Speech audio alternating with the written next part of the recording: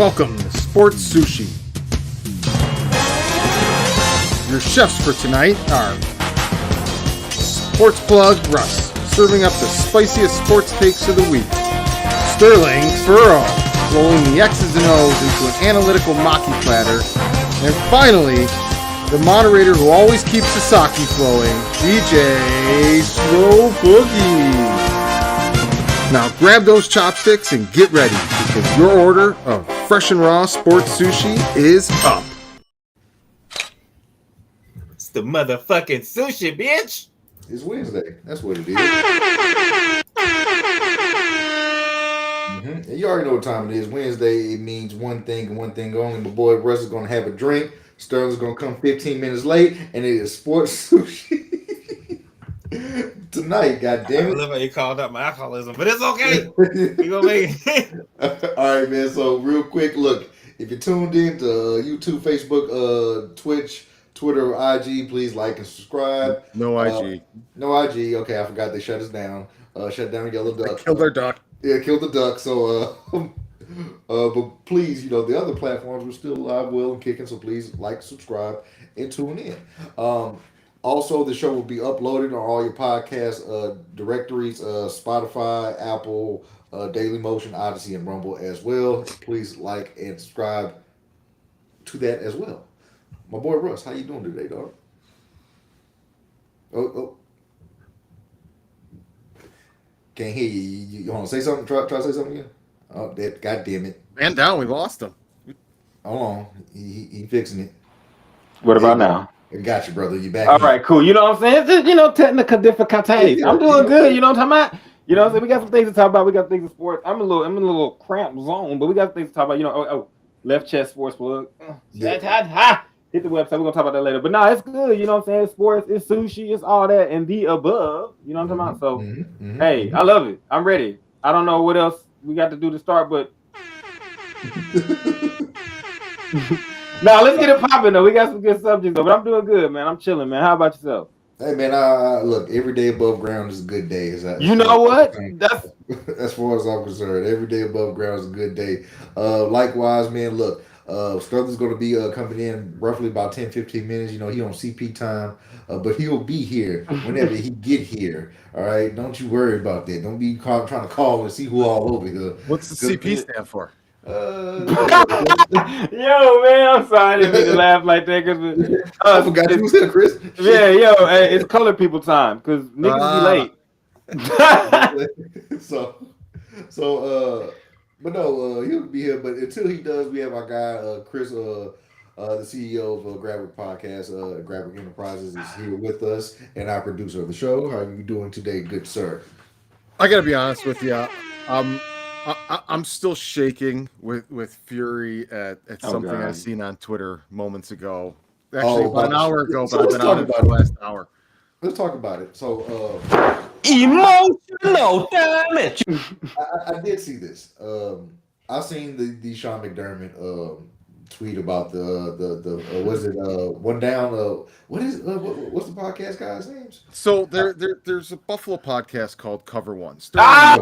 We got he who shan't be named. Go ahead, Chris. Sterling used to be part of it and realized that these guys are a bunch of hacks and moved on to greener pastures. So kudos to him. But it's at the point now where the local media in Buffalo, I feel like, is legitimately trying to troll me specifically and bait me into these absurd McDermott takes that they all have. There's no other way to defend this insane wall that they all have up to protect Sean. So this guy comes out unprovoked and puts a tweet out there that no matter what happens with the Bills season, no matter what happens, Sean McDermott will be back the season after, and that's a good thing. That's not even the most outrageous part of this exchange that's got me hot. One of the people in the comments responded and said, okay, well, I understand that. I don't necessarily agree with it, but in your opinion, how many more kicks at the can does this man get before you start questioning him? This dude wrote back, in 2 or 3 more years, I would start to have the discussion. He's already lost 5 playoff games. Hey, that's 7 or 8 playoff losses. Hey, Chris, you ever heard of Jason Garrett? He didn't get 7. Didn't go. What you talking about? We didn't go with 8-8 and lost. What you talking about? 8 playoff losses before this. No, that's what I'm saying. No, that's what I'm saying. Start to have the conversation. No. That's what I'm saying, Chris. Jason Garrett was our coach for like a decade. And we went 8-8 and didn't make the playoffs. So that person that's talking to you, hey man, I'm sorry, but that's the way people feel. John McDermott gonna be your coach for a long time. I'm officially on the wagon. Go Dolphins! I want the Groundhog's Day scenario now. I want them choking away playoff games until these people have to continually choke on their absurd defense of this man and have to freaking waste 8 years before they're like, you know what? Maybe now's the time. I mean, look, man. Jason Garrett, that's how you sound exact. That's exact. Hey, Boogie, you always know when I start talking too much about the Cowboys, you bring up our flaws. I'm telling the truth. Is he not describing how the Cowboys fell into a pit? No. Give him a couple more years. Give him a couple more years. We got Tony. We got Dez. So one thing is this: is that okay. So let me propose the question as far as like whatever these scenarios come up. It's like, McDermott has gotten close, and he's probably the more successful coach that the Buffalo Bills has had, in these past years. And what is that a measuring stick for real? I use the S word. What is success without a trophy? You can't spell success without Super Bowls. I mean, look. Now, I'm going to be honest with you. Do I think McDermott is going to win y'all a championship after what I kind of seen? No, I don't think so. I don't think he's going to win y'all a championship. Whatever. Damn. If you're in an anthill and one ant suddenly learns how to stand up on his two front, they've got six sets of legs there, or 3 sets of legs, and he just learns how to lean up with his first 2 legs, so therefore he's slightly higher than all the other ants. Are we going to celebrate how tall this ant is? Is he now suddenly a giant? Because can I answer that truthfully? Now you may know this motherfucker's doing nothing but standing on 2 legs, but the majority of the ants are gonna say, "Oh my God, he's God." But us as humans, are we looking at him? Look how tall he is. He's so the tall. The Rock, my nigga. What are you talking about? Like, I love The Rock too, but isn't The Rock just the tall ant? It's a convoluted analogy, but the point I'm trying to make is, I'm saying they will look up and say yes. Crazy. When the benchmark is on the floor, you can't be like impressed when somebody trips over it, and you're like, "Oh, look, he got over the benchmark."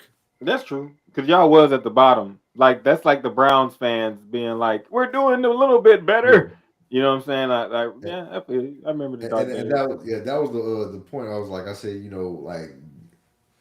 I'm just tired of people masquerading as professional sports commentators defending 8 years of playoff. Oh man, ain't nobody professionals but the motherfuckers that played the game. We just talking. Shout out to Ryan Clark, man. What's up? But no, man, seriously though, I got to side with Chris on this one. I think Chris has beaten it into my mental. He's beating it into you. Like, you're gonna believe. Yeah, should have done like me. Go Dolphins. And I just think that, and I was kind of like, Bills fans are just shell shocked.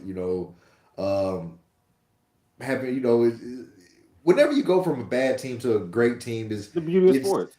Yeah, you need it. It's a funny feeling, but it's what happens. It's like we winning and we want to win. Like, don't stop, and you doing things that's gonna make us stop. Sean, stop. You know what I'm saying? So I understand, where Chris is, coming from, because he said it time and time again, this mediocre coach would, is going to waste the window of the talent that they have on that roster, i.e., Josh Allen. I don't think. Okay, so let me ask you this, Chris. So what if y'all get to 2 Super Bowls, but you lose them both? Listen, is he still a failure? Hold on, is he still a failure? Yes or no? I can stop you short of that. If they get to the next Super Bowl the Bills get to, I don't care if it's next season. I don't care if it's 5 seasons from now. I don't care if it's 10 seasons from now. The next Super Bowl Buffalo gets to, if they don't win that son of a bitch, it's going to be like they lost 5 in a row. The shitstorm that will rain down But no, like 5 years in a row. I know what you mean. It will I was be just being like a there dick. was no time in between those things, and the entire world will be right back on mocking Buffalo for losing Super Bowls. Can I ask you one more question? Which is my nightmare if Sean gets us there and then he chokes away like Marv What if- Levy did 4 times, and we're right back in the same spot. Before we get to the McDonald's All American Championship, I just have to our game. I just have to ask you this, Chris. What are you gonna do if that team they lose to is the Dallas Cowboys? Honestly, I thought for sure it was going to happen this season because the Eagles are the only NFC East team that they haven't lost to in the Super Bowl yet. Got to complete. I'm so glad the Eagles played these. But okay, that's enough about the Buffalo. You know what I'm saying? We talked about Buffalo, and I tried to sneak Dallas in there, but I just have to get this off my chest because the McDonald's All American game happened last night, and Bronny played awesome.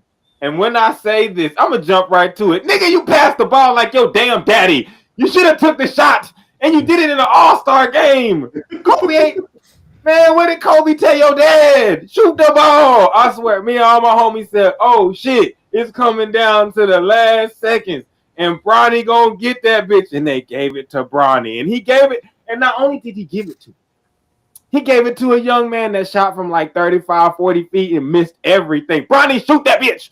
We're going to tell you. They told your dad when he was about 24, 25. We telling you right now, before you go to college, I do not care if you miss. The world does not care if you miss. We want to see you shoot that home. Nobody Nigga, shoot that bitch. Damn. And the funny thing is, he did it just like his dad. I know they got in the car and his dad must have hit the back seat like, Kobe told me. Kobe told me. You already knew. You've been watching me your whole damn life. You gonna pass the ball? No. So that's my takeaway. I'm sorry. I don't want to be negative. He hit all of his shots. He played great. He does look like a more athletic version of Drew Holiday. Dewan Wagner's son is awesome. Collier, I hope I pronounced that right. Great. There's a good young crop of hoopers coming in, and they are competitive. But fuck, Bronny, take the shot. That shit hurt. That shit hurt. As a nigga that watched that shit unfold, I said, damn it. Anything but that, Bronny. You gotta shoot it. Speaking of Bronny, man, I think I came across when I was looking at the articles from the news from the All-Star game, the McDonald's All-Star game. But the one thing I came across was that this dude Bronny is going to get $7 million in NIL deals from like the heavy hitters like Nike, Beats by Dre. Well, you knew he was gonna get a Nike job. That's what I'm saying. That's I knew he was gonna get with Robert. That's God damn, 7.7, nigga. That's like a fucking 1 year NBA contract. And he played video games for money already. But I mean, I fuck with it though. Yeah. I fuck with it for the youngsters. You know what I'm saying? Capitalize off yourself now so that knowing this has ended the whole he wasted or he was a failure or he was a bust at life shit. That shit is done. You know what I'm saying? Because now they're able to just go off. You can make as much as you can off yourself while you're as athletic as you are, and then you can go on about your life. So I fuck with it. Good shit. I ain't mad at it. I just thought of this now, but it's shocking to me that I haven't thought of it sooner. And I'm sure somebody smarter than us has already thought of it. In this day and age, with all the technology that's out there, couldn't you just set up a crypto wallet and pay high school kids and college kids and just put it in a crypto account that's completely untrackable and completely anonymous? And even if they didn't touch it until they were out of high school or out of college, you'd never be able to trace that money. You'd never be able to know where it came from. You'd never even be able to know that the person has that money. And you could do all of your under the table bribing of student athletes like that. I asked this question though. What's under the table now though? What's under the table? Like I can literally, if Sports Sushi blows up, I can literally go to SMU and say, which one of you niggas want to do a commercial for $1,000? Is that? And it's legal. It's legal. One of them's gonna say me, and I'm gonna be like, cool, come on. Is there a ceiling on how much you can give? No. It seems to me like $7 million is low then for the bronze son. I don't see. You need to. Hey, Chris, when you decide to get into this agency shit of this, like, let me know. I want to work like with your company because yes, when we can go get Bryce Maximus and get him about 15. You know what I'm saying? Like but I think that right now they're just working around what I'm saying, what they are projected to get, and the different athletes are going to get different things depending on where they go and what that school and what the advertisements around. But money's everywhere, so shit, I'm fucking with it. Hey, I ain't mad at it. So shout out to Bronny. But shoot the ball. Shoot the fucking ball at the end of the game. Fuck. Like that shit. Damn. Just like your motherfucking daddy. All right.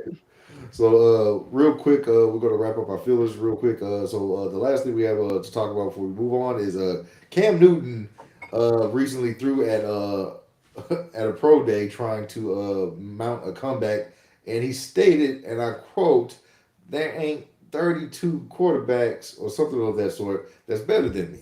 For fuck's sake.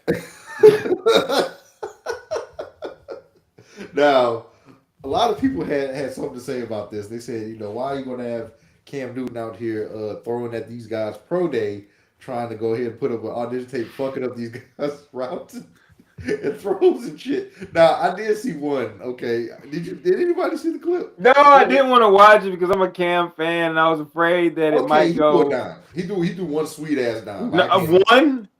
He threw a no pressure, no defense. Wait, no. Wait, yeah. hold up. No, I'm gonna ask Boogie this because I didn't because I was afraid I would watch some ducks.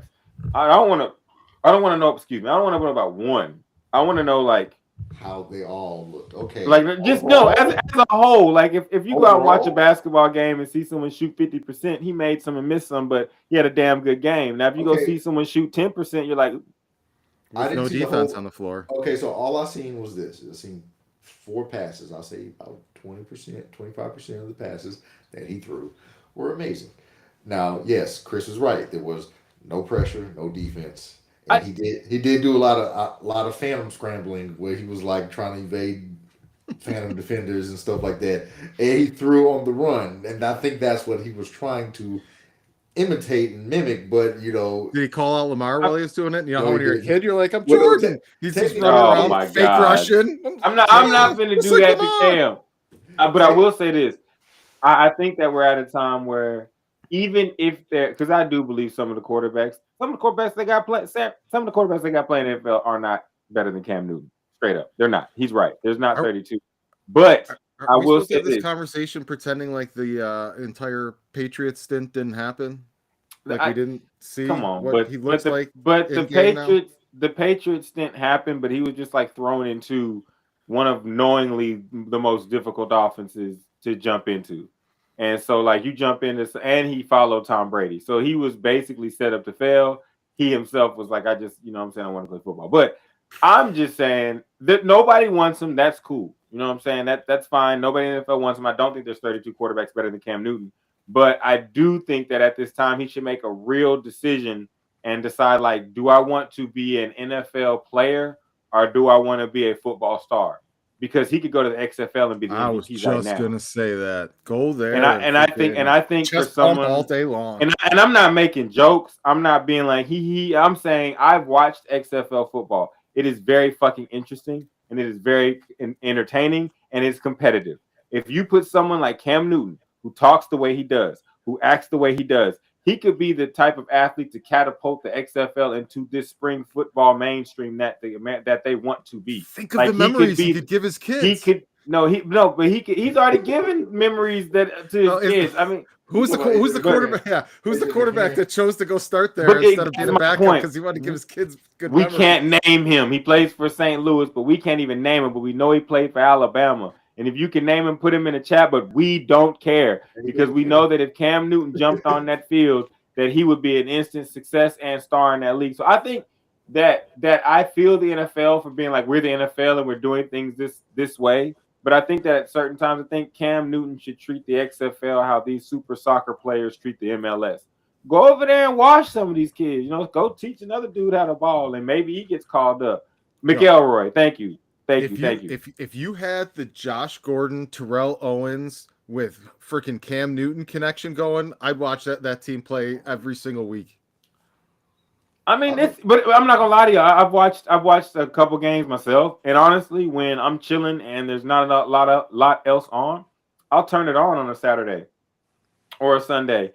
But like, they do need like someone to get that star eye impact, and someone like Cam Newton playing in the XFL would make everybody watch at least one Saturday, and that would also lead other guys that are like, shit, Matt Ryan, bring your ass on, like guys that are like completely done in the NFL, but could still be better than these quarterbacks that are playing in the big three XFL. for the NFL. Like, ooh, what? The big three equivalent for football. Big three, G League, semi-pro, whatever you want to call it. But I'm saying just for the health of both. I watch how like the MLS gracefully puts guys that have gone out of the big soccer world where all the cold people are. Like when Wayne Rooney decided to come to America and play for DC United, it was like, yeah, over there he was old, but over here he was like 31, 32 years old, and he was whooping these motherfuckers' ass. So it's like, Cam, go beat their ass and let us watch. We still want to watch you be great as football fans. So why not go kill these niggas in the XFL? And if you can't kill them, then you know it's done. Like, all the haters out there, fuck them. But I'd love to see it. Yeah, I think Cam, a lot of athletes that are trying to still get into the NFL, they need to explore that XFL route. Bruh. And I think ASAP. Because we watch them. Yeah, I think it's something there. At least, you know, it's like you're not going to get to the top of the mountain, man. You know, you're not. He's never going to be a starting NFL quarterback again. He looked terrible in Carolina on his second stint. He looked terrible in New England. He was a step behind. He was just it was ugly. Like, all you're doing is legacy tarnishing now. Yeah.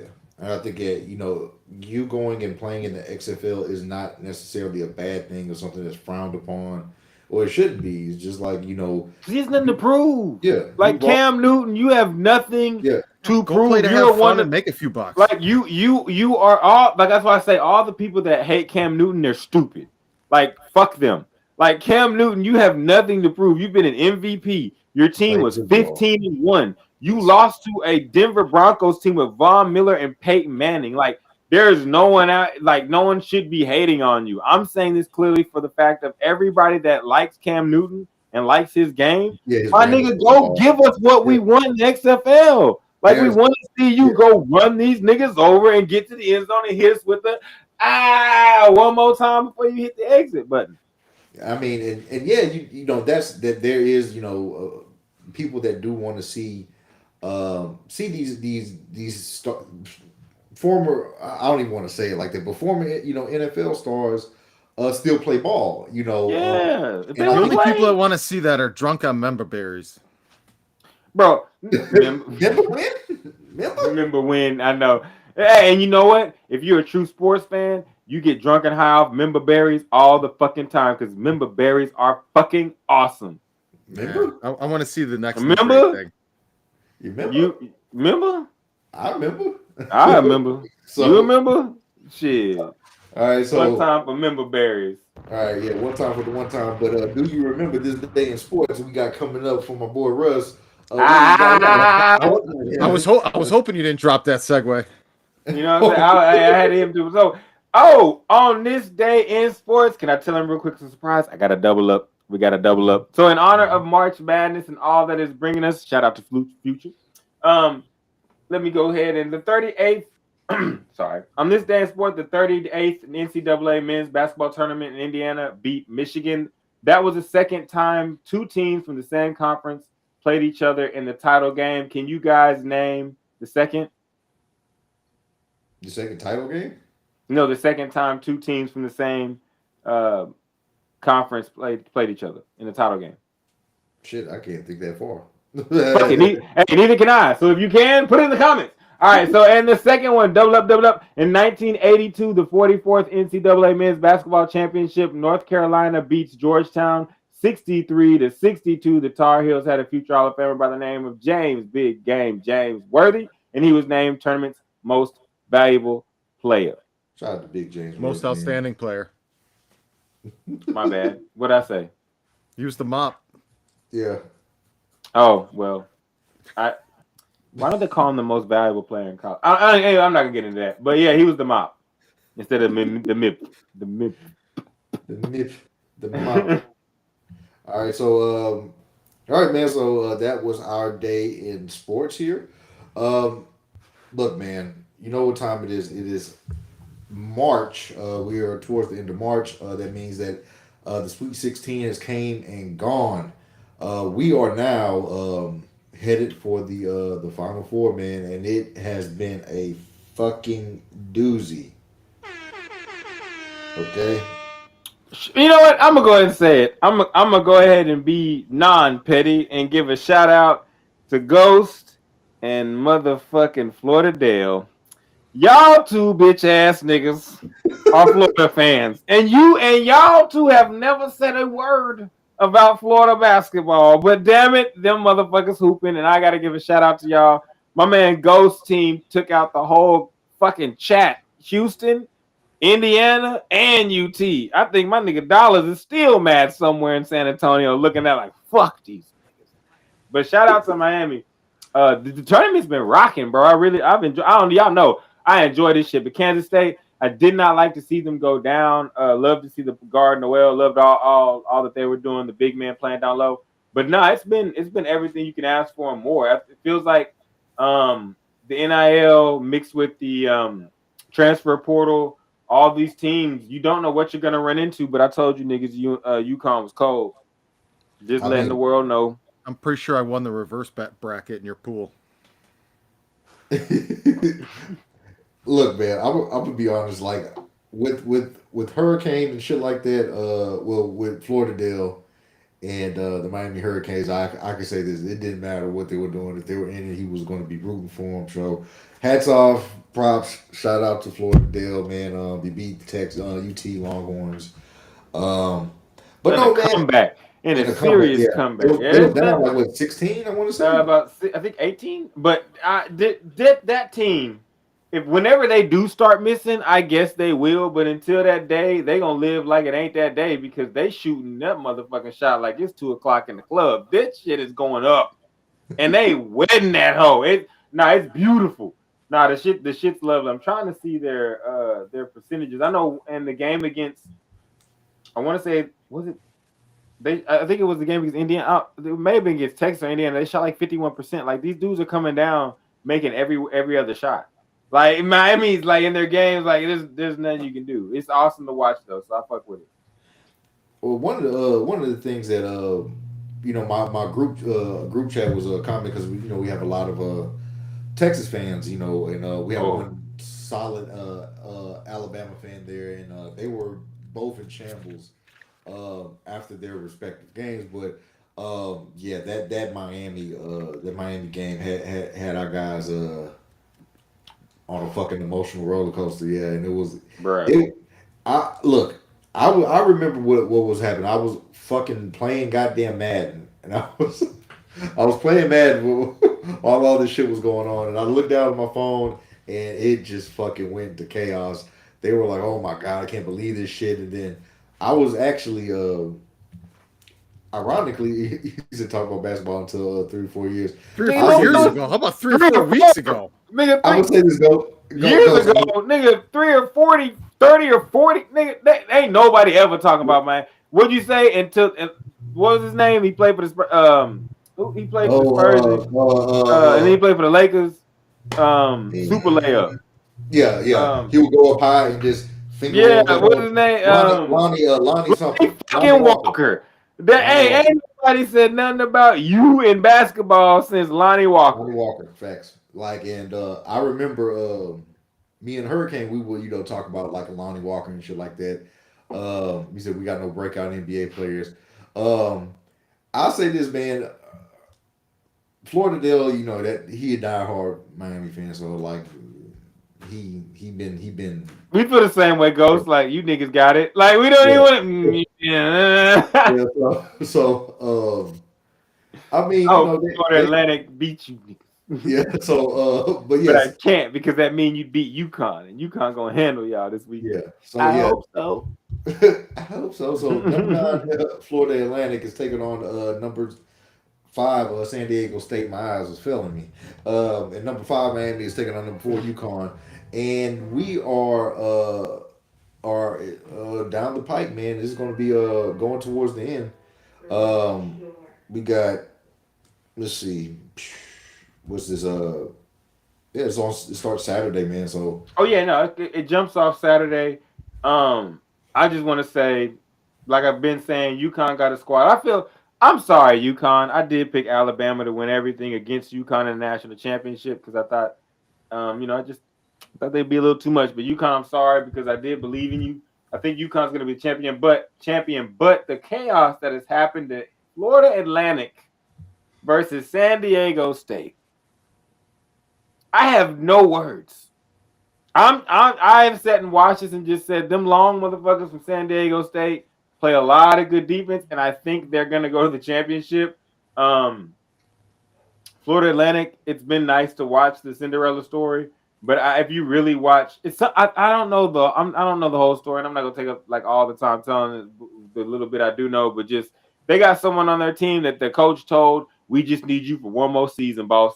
And so I think they're gonna go to the national championship. Now I don't think they're gonna win it. I think it's gonna be San Diego State versus UConn. UConn with the dub, but I am very interested in watching. And no, it's been a great tournament. This is one of the best tournaments we've seen in a long time.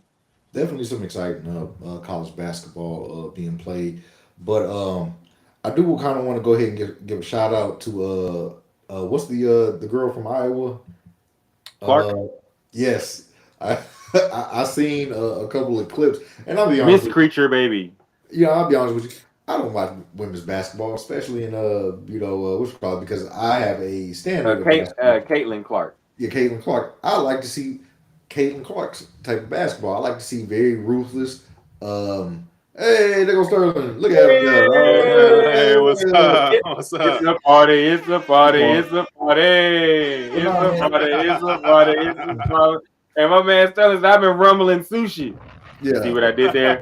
Let's get it. All right, man. So, but just wrap it up, man. Shout out to Caitlin Clark. You know, I don't watch women's basketball because I like more of a heartless, hard nosed, physical style of women basketball. It's like I like all basketball. Just I like to see a lot of dunks and people getting their ankle snatched and everything. I like that. I like that. I love that. Ruthless. aspect of The basketball. ruthlessness. So and I just I don't really wish problem, but I might tune in and watch Caitlin Clark talk some shit and chirp at some people. I have a women's basketball question for the three of you. Okay. Did you No, guys don't. I don't want to be in trouble. Did you guys see the handshake line where Yeah, I did see that. the chick got cold Texas. Oh yeah. What, Haley Van Lith.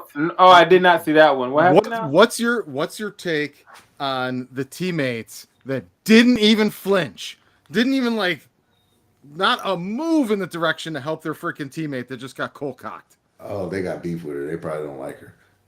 Oh, you're not. Oh, a teammate. that one.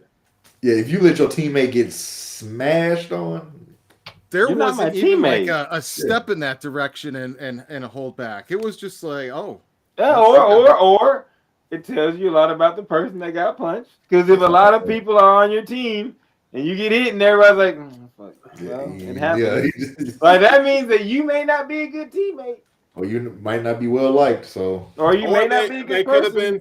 they could have been flabbergasted. that's true too. Yes. Good weight. They're gonna be like, oh goddamn, that really happened. What's going on here? You want to be equal to men's sports. This to me is a prime example. Of I'm not, Chris. You're crossing a bridge. No, man. Your teammate gets hit, and you don't even flinch in their direction to help and support them. That wouldn't. There's not a single men's sport in the world that would go down in like that. How it went down there. I am not going to tell my joke. I am going to let y'all finish, and I'm going to sit here and wait. All right, look, man. My take on this is that you got to show a united front, man, as a team. So whether you like them or you don't, you got to do something. You got to step up or something, do something. What do you think she said in the locker room? You think she was really mad? You think she was, and watch all this shit happen.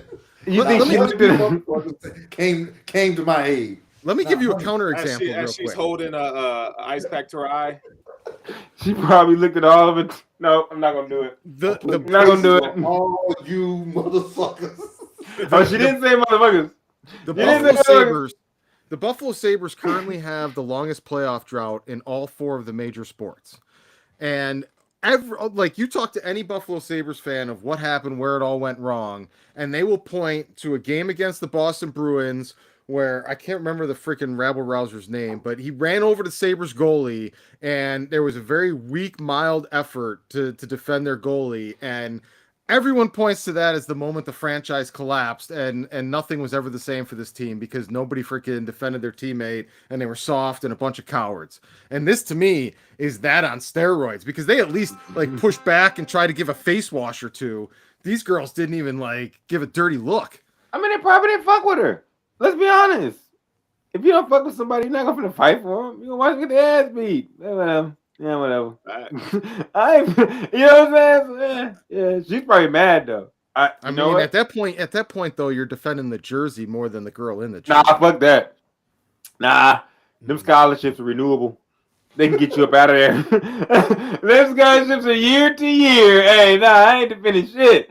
Hey, is Michigan State fighting for me? No. No. If I hey Boogie, whenever you went somewhere in the club, I swear to God, if you got in trouble, was UTSA coming? No. No, they weren't. A Roadrunner was not coming to save the day. So you hold that jersey in the front of your shirt. Nothing. All right, so let's go ahead, man, and get into our draft spotlight. We are wrapping it up after a weeks long draft spotlight leading up to the draft. So we are doing our safeties this week. So I'm gonna go ahead and defer over to our specialist Sterling Furlow and Sports Plug Rush. What you got for us, dog? What's up, Sterling? How you doing? Yo, what up, man? This is what's up? This is it. The last position. We done everybody they service, the top 5. We here at the safeties. Really good class of top 5 safeties, by the way. You want to know something? It is, man. What's that? Nobody got below a B+. Okay. Nobody. All and some of these guys, let me see, 1, 2, 3 of these guys actually tested as A+ linebackers. Crazy shit, right?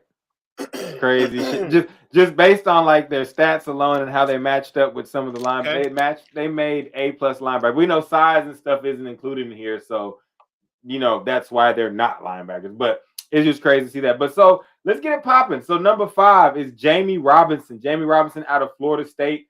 Correct me if I'm wrong on any of these schools, but I don't think I will be wrong. But I believe Jammie Robinson out of Florida State. I love him. He is a motor of motors. I got instant Bob Sanders vibes. Now, once, because he's a little bit small, but now once, I'll let you get into it in just a second. So we got a 4.0. He scored off the charts, 46 solo tackles, 53 assisted tackles, 5 tackles for loss, 1 sack, 1 interception. He didn't have any forced fumbles, but he did have 5 passes defended, which means he's doing Mr. Do Everything. But yeah, Sterling, go ahead and tell him about Jammie. Man, this dude, he's an explosive, twitchy athlete. He could play free safety, strong safety. He even, played a little bit of nickel in the slot. And linebacker, as you mentioned, he's been a really productive player. I feel like he has a high motor. You like his versatility, and he's a guy that excels downhill tackling. Like this dude he's extremely productive and extremely instinctual when it comes to playing the safety position. I feel like he has good reaction time, triggers to the run downhill. I figured he can mirror receivers, which is like a DB trait, but he's shown the ability he could do that.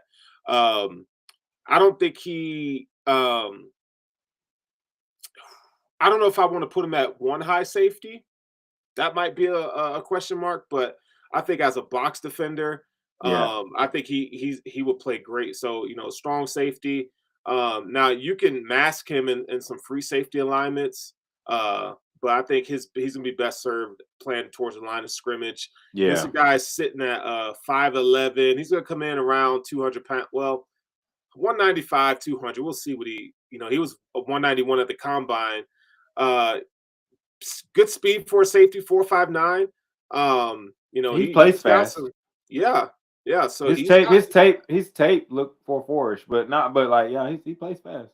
Yeah, I mean, I think his best fit is a cover 2, cover 3 zone kind of safety. Yeah, His value is probably third round is where you can get him at. But I feel like, you know, because he played at Florida State and they had a rebuilding year this year, he probably doesn't get as much credit as some of these other guys does, but he's just as good and as solid. Another guy I didn't even put on here was Sidney Brown. I felt like Jammie Robinson was a better safety than Sidney Brown, who I have a ton of respect for. I think so too. I think Yeah. so too. But Jammie, to me, Jammie has that motor. When I was watching him, I was just like, he's ferocious and he keeps coming. Shout out to number 23 from the Raging Cajuns. Sir, you're alive. Because he had been. I was watching some shit, and I was like, my guy. At one point, the guy was just like, just don't throw it to me because this guy 10 is gonna come hit me regardless. So I like that. I like that tenacity at safety, and I like safeties that can play in the box. So I really like that guy. I really like Jammie Robinson, Florida State Seminoles, and plus they have a good track record of putting DBs into the league that are pretty good. So I'm fucking with him. Number 4, we have one moment. Let me go ahead and get this up. We have Chris Smith. Chris Smith from Georgia. Now, Chris Smith from Georgia got a B+. Now, if you watch his tape and watch him play football, you like it a lot. He had 45 solo tackles, 16 assisted tackles. There's one thing that I'll let you know after I tell all the stats. One thing that stood out about me with the 16 tackles too. He had 5 tackles for loss, 1 sack. Let me scroll this over. 1 sack. He had 3 interceptions. I believe he took 1 back for a touchdown. Does have that ability. He had a forced fumble and had 5 passes defended. Now, to me, before I let you go in and tell the people about him, Sterling, to me, Chris Smith is a great safety. I think he'll be a good safety, even maybe a Pro Bowler. But he's a guy that's like, how do I say this? Not in a negative way, but he's not a guy that's just gonna like totally like mix it up in every play. He's gonna make the play that he's supposed to make on his side of the ball. Like he's not fitting to be like diving in piles and all this shit, but he's gonna make the play near the play. Like he's gonna make the play near the play.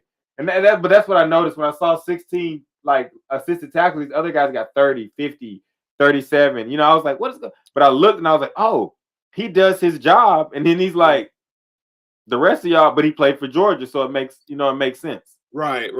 Yeah, no, I like his game, man. He's kind of a Swiss Army knife. He can do a lot of things. This is a dude that played cornerback, so he understands, techniques of wide receivers as well as technique is playing cornerback. Right? We talk about guys who can get in a wide receiver's face and mirror them and kind of become the wide receiver.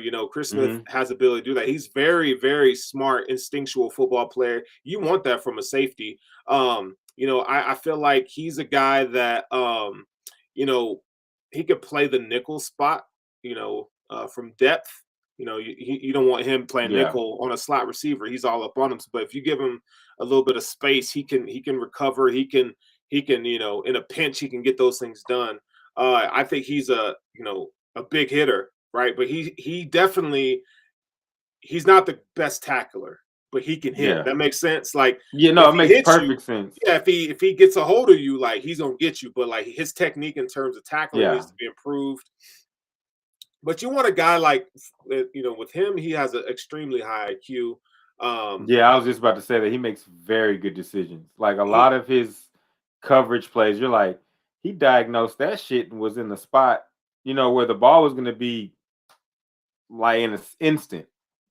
Yeah, man. He's I like his game a lot. He does have some I would say some concerns about his game, decisiveness. Even though he's instinctual, like I feel like sometimes he isn't as decisive as he needs to be when evaluating anticipation in the pass game, even as in the run game.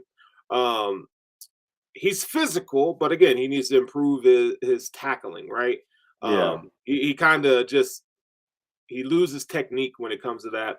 One of the things I do like about him, though, he's a guy that like can tight ends, like have him cover tight ends, even though he's smaller than most tight ends. You wouldn't be able to tell because he's all up on him. You know what I'm saying? He's a bigger That's body tight important ends though. in the SEC. Yeah, he does a really good In job there. today's NFL, that's really important because like that's honestly that's the hardest thing to find is a guy that can guard a tight end like a DB guards a receiver. It's Yeah, like the hardest thing to fucking find. yeah. So I like his position versatility. His ball skills are really good, man. You know, Oh, even though he only had 3 interceptions this past season, I think that's outstanding. 3 that's pass really good. breakups. Yeah. Yeah, man, he's a really good player. I think he's best served probably safety, nickel hybrid, you know, kind of a he could do scheme versatile, so he could play man zone. Yeah. I think he's another third round guy though. I've talked to guys that says you know they place a second round grade on him. I just don't know if he goes that high. I think he's a guy that will be definitely in the third round. I could see him being taken out. He ran a 4.62, so if he had a faster 40 time, I believe he would be second round consideration. But I feel like at safety, you know, 4.5. I mean, safeties aren't the fastest guys on the field, But but they I play a want my lot. safeties with a little more twitch. Yeah, but they all safeties play like 2, 3, 4 times faster than they run their 40 times. Like it's an instinctual position. So Right. like you're reacting and you're playing. I don't really hold too much now. If a safety runs like a 4.8, Right. I'm worried. You Yeah, know, but right, like right. yeah, you know what I'm saying. But if you're like in the 4 or 5 range, I can expect you to be making some plays because, like you said, you want them to be shifty. My main thing with a safety is can you explode to a certain direction quickly? Mhm. You know what I'm saying, and make that choice. And he does a good job of it. He does, man. Like I said, he's you know the recurring theme with these safeties, man, their IQ, their football Yeah. IQ, and he's a guy that has really high football IQ. And you got to like the fact that he's battle tested. He's played in some big games in his college career, winning 2 national titles, playing it in the SEC against top competition. Like he's a guy that's going to come in. I think he could be ready to go day one. No, I believe so too. I think even though he has his flaws and he's not my favorite, I do think he's going to be a steady NFL veteran for a little while. I think he's going to keep a job. I do think that. Yeah, I think he's really going to keep a job. Next up, we have Antonio Johnson from Texas A&M. Now he got a 94.5.3. He had an A+. Now this guy right here he's a little creature baby. He got some creature baby in him. 35 solo tackles, 36 assisted tackles. He did have 5 tackles for a loss. He had 1 sack. He did have he didn't have any interceptions. He did have 3 forced fumbles, 1 pass deflected. To me, the thing that stood out about him before I let you go on him is physicality. Now Chris Smith is pretty physical. Jordan Battle is too, which we'll get to him. But I think Antonio Johnson, he might be the most physical safety in this top 5. Just by watching him play, the physicality he plays with and the speed, I liked all of it. But to me, he's a wrecking ball. Yeah, man, this dude has like the size you want in a safety. Like, man, he's 6'2". I think 215 pounds, I believe, or 198. He's sorry, so I was a little aggressive on that. So he's going to be 198, 200 pounds. You talk about IQ and being able to process the game. He was a former wide receiver in high school, man. So he understands those roles. You could play him as split zone. You could play him as slot corner even. I mean, this dude he's all over the field for the Aggies. And when you watch him, he's very smooth. He's a very smooth athlete. You know, as far as tackling, I feel like he's one of the better tackling safeties in his class. He could trigger downhill. You know, once he sets his mind on you, you know, he's coming. And like the dude, he's aggressive in pursuit, extremely physical. Like these are all the things that you want in a safety. You know, I would say he has the ability to adjust to wide receivers on the fly. Especially in man coverage, he does a really good job. Against tight ends, he can cover tight ends very well, and that size really helps him here. He got long arms, and you know he shows the ability to like play through the hands of the receiver. You know, when driving the football, driving forward on the football. So he shows that on tape consistently, which is I think I know what play you're talking about too. Concerns with him. I would say, because he's 6'2", he doesn't play with the best leverage. His high hips, Yeah. and breaking down, but I can live with that. He doesn't have as much as we talked about him, playing wide receiver. He hasn't shown the ball skills. Doesn't mean he doesn't have it, but I haven't seen it. You see him get around the ball and he dropping interceptions and stuff. Yeah. Maybe that's why he moved. But yeah, they say if you can't catch, you better play Yeah, DB, right? You play yeah. defense. He's one of them guys, but he does a lot of the core fundamental things well that you want to see in a safety. And man, at 6'2", He looks the part. He looks the part, and he's fast. Yeah. 4'5", right? He's his bench reps were like 8. He needs to improve that.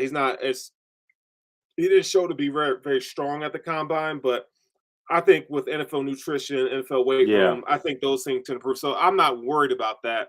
But I think his value is also in the 3rd round. So, but I think he's an exceptional talent, man. He's really good. I feel like a team that, if you are a zone team, like, I always say this, but like the Buffalo Bills, because they play a lot of zone, he'd be a great fit for them. So I think this is a 3rd round value. Tampa Bay moved to a big zone scheme. Yeah, he'd be good. I think they lost the Chicago Bears. I mean, they have their safeties locked up, but he'd be a good fit for them. He'd be great to put behind with Seattle, in Seattle with the cover 3 that they play. Right. Behind what's his name? I forget Jamal Adams. No, not Jamal Adams, but the track star they got at corner, because he'd be playing opposite Jamal Adams from UTSA. From bad. God, what is his name? I can't. Wooten. I believe it is. Is it Wooten? Hold on, man. I got to know. I got to look. Yeah, we got to know. Man, I feel bad. Tyreek Woolen. Yeah, my bad. Motherfucking beep. It was gonna come to me. But yeah, if you put him, if you put him behind Woolen and you have Jamal Adams on the other, that's nasty. But but basically what we're saying is zone teams that can use a guy that's just can use his size and ability to his advantage. He's one of them. Now, if he had ball skills, he'd be, I would say he'd be like Minkah Fitzpatrick. Yeah, but he doesn't have that. And Minkah was like a 4-4 guy, right? With crazy ball skills who could play single high safety all day. Yeah, Minkah's a gem that you hold. Like, I remember Minkah made me look stupid because right before he got drafted, I was yelling, "Man, none of these Alabama DBs be shit." And then he got drafted. I was like, "Damn, man!" Like, but nah, he's nice. Okay, so next up we have Jordan Battle, my personal favorite of the whole group. Jordan Battle, safety from Alabama. He scored a B+. He did have 34 solo tackles, 37 assisted tackles. He had a tackle for loss. We'll give him the tackle for loss. No sacks, 1 interception, no forced fumbles. He did have 2 passes defended. Now, I believe his stats would have been greater if he didn't play right next to our number 1 safety. But I love Jordan Battle's game. I love his physicality. I love the way he's willing to mix it up. And being as though he's already played with the guy on his team that we'll talk about in a second that was presumed to be better or played better, he's able to play amongst other stars. I love Jordan Battle. I think if I had a NFL team that was already quote unquote set and I just needed someone else to be athletic, I would love to put him. I think the Detroit Lions would be fucking like, I think they should try to go out and get him with the addition of CJ Gardner-Johnson. I love Jordan Battle. I think he's a plug and play player, and I love plug and play safeties. It's you just put him in, do your job, and I think Jordan Battle can get it done. And you can slide him up in the box, and he'll make plays there too. May even blitz a quarterback. Yeah, when you talk about like athlete, I mean, this guy, he also runs a very early like 4.5, 4.4 speed. He's super instinctual, high IQ, and I think the reason why he's number 2, like, if you talk to me prior to the season, I would say, yo, he's the number 1 safety in this draft. But Brian Branch improved so much. We're going to talk about him next. But his athleticism and IQ and physicality make he's an excellent run defender. I think he's best when he's 10 to 15 yards off the line of scrimmage, where he can mirror receivers. You know, he has that sideline to sideline ability, and he gives you ball skills, right? Yes. When he's in close proximity, he's gonna lay the wood. Like this dude can hit. You know, when he can sniff out screenplays, right? So he likes to play in the mud there. Yeah. I feel like he has very fluid hips, so that allows him to run with receivers vertically. I think he does a really good job. You know, I would say, you know, his ball skills are really good. You know, he could Derwin deliver big hits Jamish. on receivers. Yeah, he definitely Like does. You know, not. I'm not calling him that. For those who be like, right? No, I'm just saying right? the fluidity, the way he plays. Hints of Derwin. Yeah, he has. It's very strong. What we like, we drinking some wine. He's very strong hints of Derwin. A little bit of Dawkins with the hitting. Like, but no, he's a very nice prospect. I love it. I think I believe that he will be the best out the bunch, and he's going to be a Pro Bowler more fast than any of these guys, if any of them make it. I love Jordan Battle. Love him. Yeah, man. He's got a lot of high value traits that you're looking for in a safety. And he's 6'1", so you know I like safeties to be in that 6 foot range. You know, I like again, he's a high IQ guy. He's got really good movement skills, sideline to sideline speed. He's physical as a tackler. Mm-hmm. I would say, you know, man coverage, like he needs to improve there. But at 6 foot, he gives you, you know, 6'1", 210 pounds. I mean, that's, you know, that he's thick for a safety, right? Yeah. 4.55 speed. So I like him as a prospect. I think he's best served probably in the second round is where he's going to go. You know, and again, I really did think that he was the best safety coming into the draft prior to the season, but the guy we're going to talk about next, and you can start off with him. I think he takes the cake. Brian fucking Branch, of Creature Baby 101. Bro, of course, everybody, he got an A+. He had 58 solo tackles, 38 assisted tackles. He had 58 solo tackles. Yeah. He had 50, and the guy is built like a supreme deep. Okay, we'll get into how he's built, because he's built like a fucking corner, which makes him so special. He reminds me a lot of Hamilton out of Notre Dame. Like, it's fucking insane how much he reminds me of that guy. But the tackling ability, 58 solo tackles, 32 assisted tackles, 14 tackles for loss. To put this into perspective, the other guys on this list maxed out at 5. 5. The man had 10 more. Jordan Battle couldn't make plays because fucking Brian Branch was making all the plays. Yeah. Like, it's ridiculous. The 3 sacks. He had 3 sacks, two interceptions. He didn't have any forced fumbles, but he did have 7 passes defended. He was everywhere. He got it. Brian Branch got it. Like, he's got it. He can defend, cover. I don't know where this, like you said, Jordan Battle was that guy, but something happened over the summer, and this guy, Brian Branch, I'll let you take it. He's fucking amazing.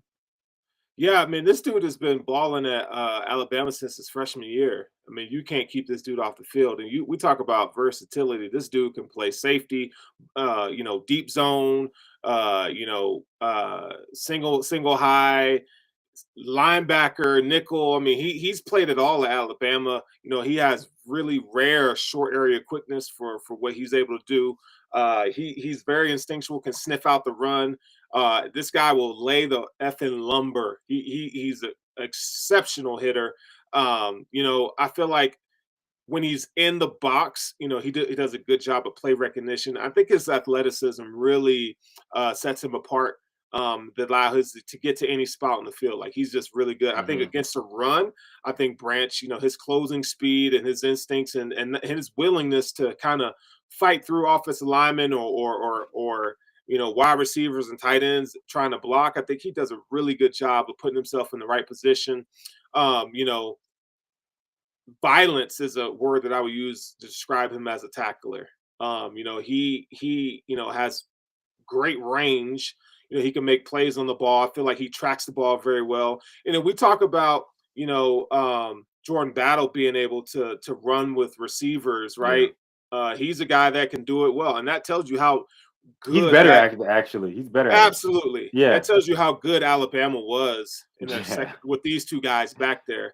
You know, in the slot, I think he could show some more improvement in terms of the slot, but I don't think he's going to have to play that much slot in at the next level.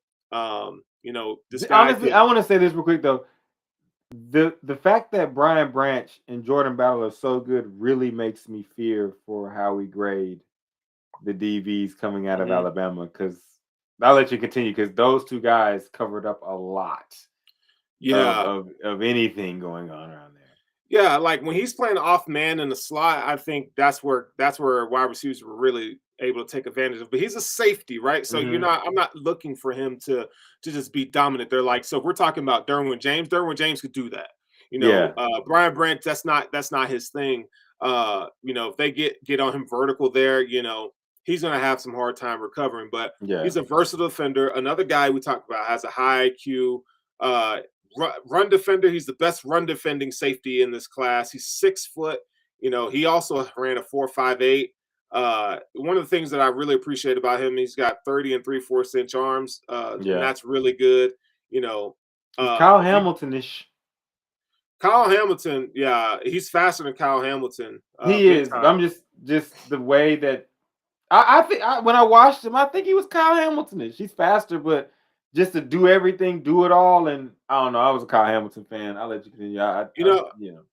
So I have a first round grade on him. Actually, I think he's going to get taken in the first round. And go back and watch the bowl game against Kansas State, man. If you were a hater, not that anybody was, but if you ever want to see some good safety play, this guy literally won the game on defense by himself. I mean, he was effing incredible in that game. So, I think he's scheme versatile.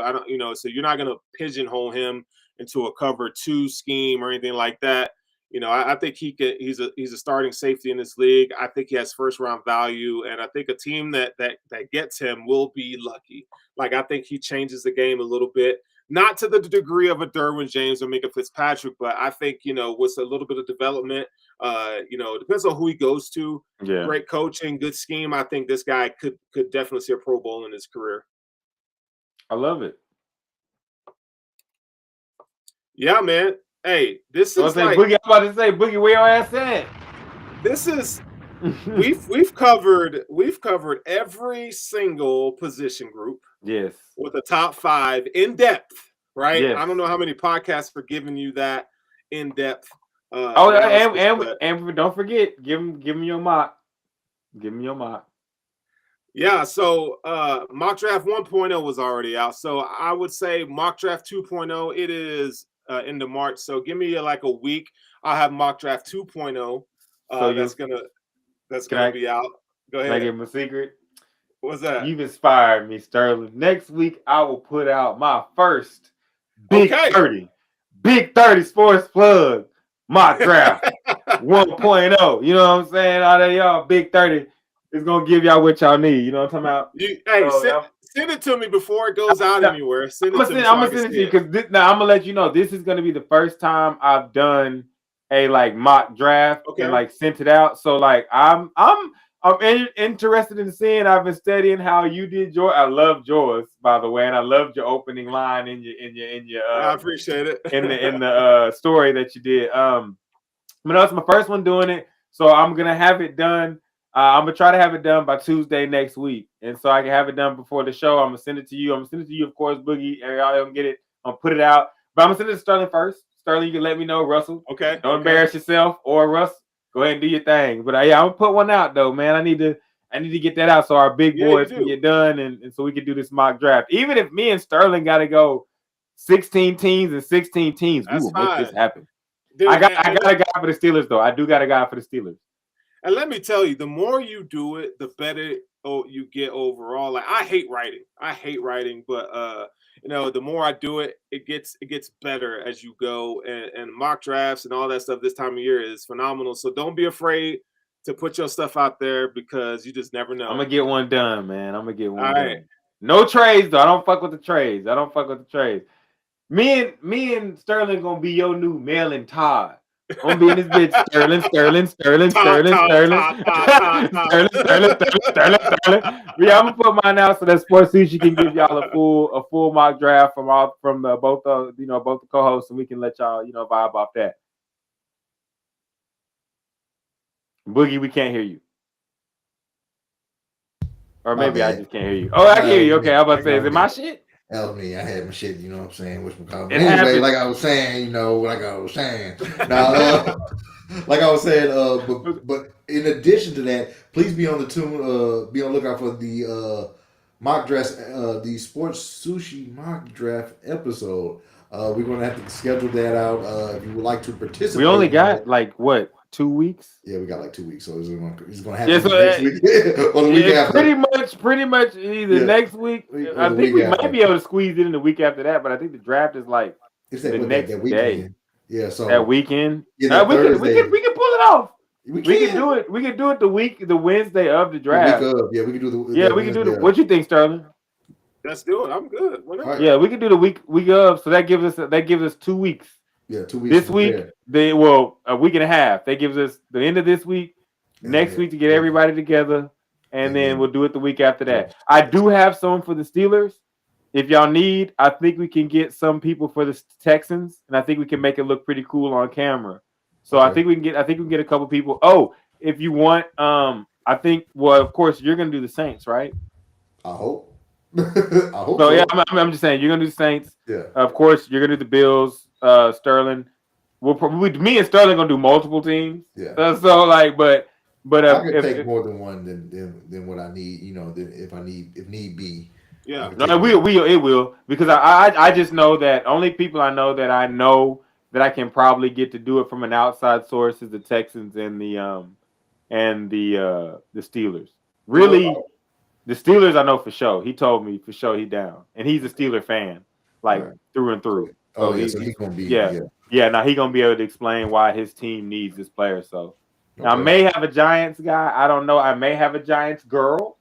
I gotta, you know what I'm saying? I'm trying to get the Giants girl. If I can get the Giants girl, we're gonna make it happen. I can get a Philly guy in here, a Philly guy to participate. It'll be either or, but I'll get somebody to represent the Eagles. Mm-hmm. But yes, most definitely. We can get Dale can do Miami Dolphins, can he? It all depends on his availability. Dale, get your ass available. This is gonna be the biggest fucking party in sports sushi history. But so if he's available, I'm pretty sure he'll be more than willing to participate. But if you would like to participate, all you got to do is just drop a line. We reach out to you, just reach back on a timely fashion, and we'll get you set up, man. We've been on for an hour, guys. Like and subscribe. Hit that motherfucking bell. You know what it is, man. Grow the motherfucking show. The bigger we get, the better we get, and the bigger gifts we can give out. Exactly, man. I'm gonna owe somebody $200 in the next couple weeks. I am not happy. I'm happy about it to grow the show, but I'm also like, damn, March Madness a bitch. But yeah. All right, so grow the show. All right, so let's get into our either or, man. We just did we wrapped up our NFL draft spotlight with the safeties, and our either or is going to reflect that. So what you got for us, Russ, for the either or? Oh, hit that up, Sterling. Sterling be a team player. Yeah, put that shit on. I know. Okay, so either or. I went for the gusto this week. I'm gonna throw it out after everybody. We got Ed Reed or Troy Polamalu. I'm gonna tell you right now. Ed Reed. All day, dog. Like, you cannot go wrong with this. Okay, so let me just say this. My brand of football. I love ball hawks. I like hard hitting safeties even more. Mm-hmm. So you know what? I'm gonna go with Polamalu because the simple fact is that I seen this motherfucker dive over the line of scrimmage to make a tackle, and not taking nothing away from Ed Reed because if you put that bitch in there, Ed Reed will find it and he will take that bitch. Like, he will take your soul. Ed Reed played with a lot of fucking passion and a lot of fucking fire. Like, if you ever heard his speech, speaking of the Hurricanes, if you ever heard his locker room speech. I died with this shit, man! I put my heart in this shit, dog.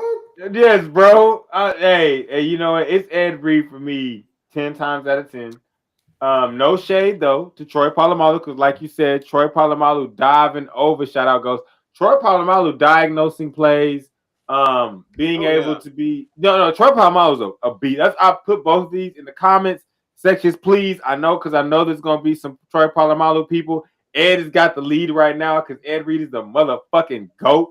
But hey, y'all know what I put. I'm gonna go ahead and tell the world what I put in the chat. I said, give me Ed Reed versus the field. There is not a person that played the position of safety that you can find me that played it better than Ed Reed. And the only person that's number 2, he's not with us today. Rest in peace, Sean Taylor. But there's no other safety that played the position in the entire existence of the sport of fucking football that played that bitch better than Ed Reed.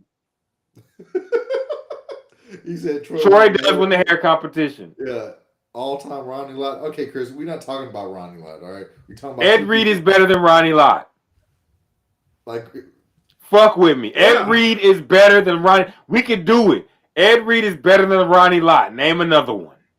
Name another one. We can go down the list because Ed Reed is the Caleb of all these safeties. He's better than all these niggas. It's not even close. Yeah. I think really, Polamalu's close. Polamalu's close. Brian Dawkins is close. He said Ed didn't give a finger for his life. Okay, Ronnie Lott is definitely because Ed was so cold he ain't have to. Ed said, I'm gonna do this shit better than you and I'm gonna keep 10. Fuck with me. Fuck with me. Like Ronnie Lott. Fuck with me. Wiggling the most all the way. When he see Ronnie at the Hall of Fame, what's up, Ronnie? Yeah, Ronnie I got all mine. Ronnie definitely in there, dog. No, Ronnie Lott's a beast. He's a beast, but I can't take anybody over Ed. Somebody, okay, so the story that I heard about Ed Reed, and I know I said Polamalu because I'm picking for parody and shit like that.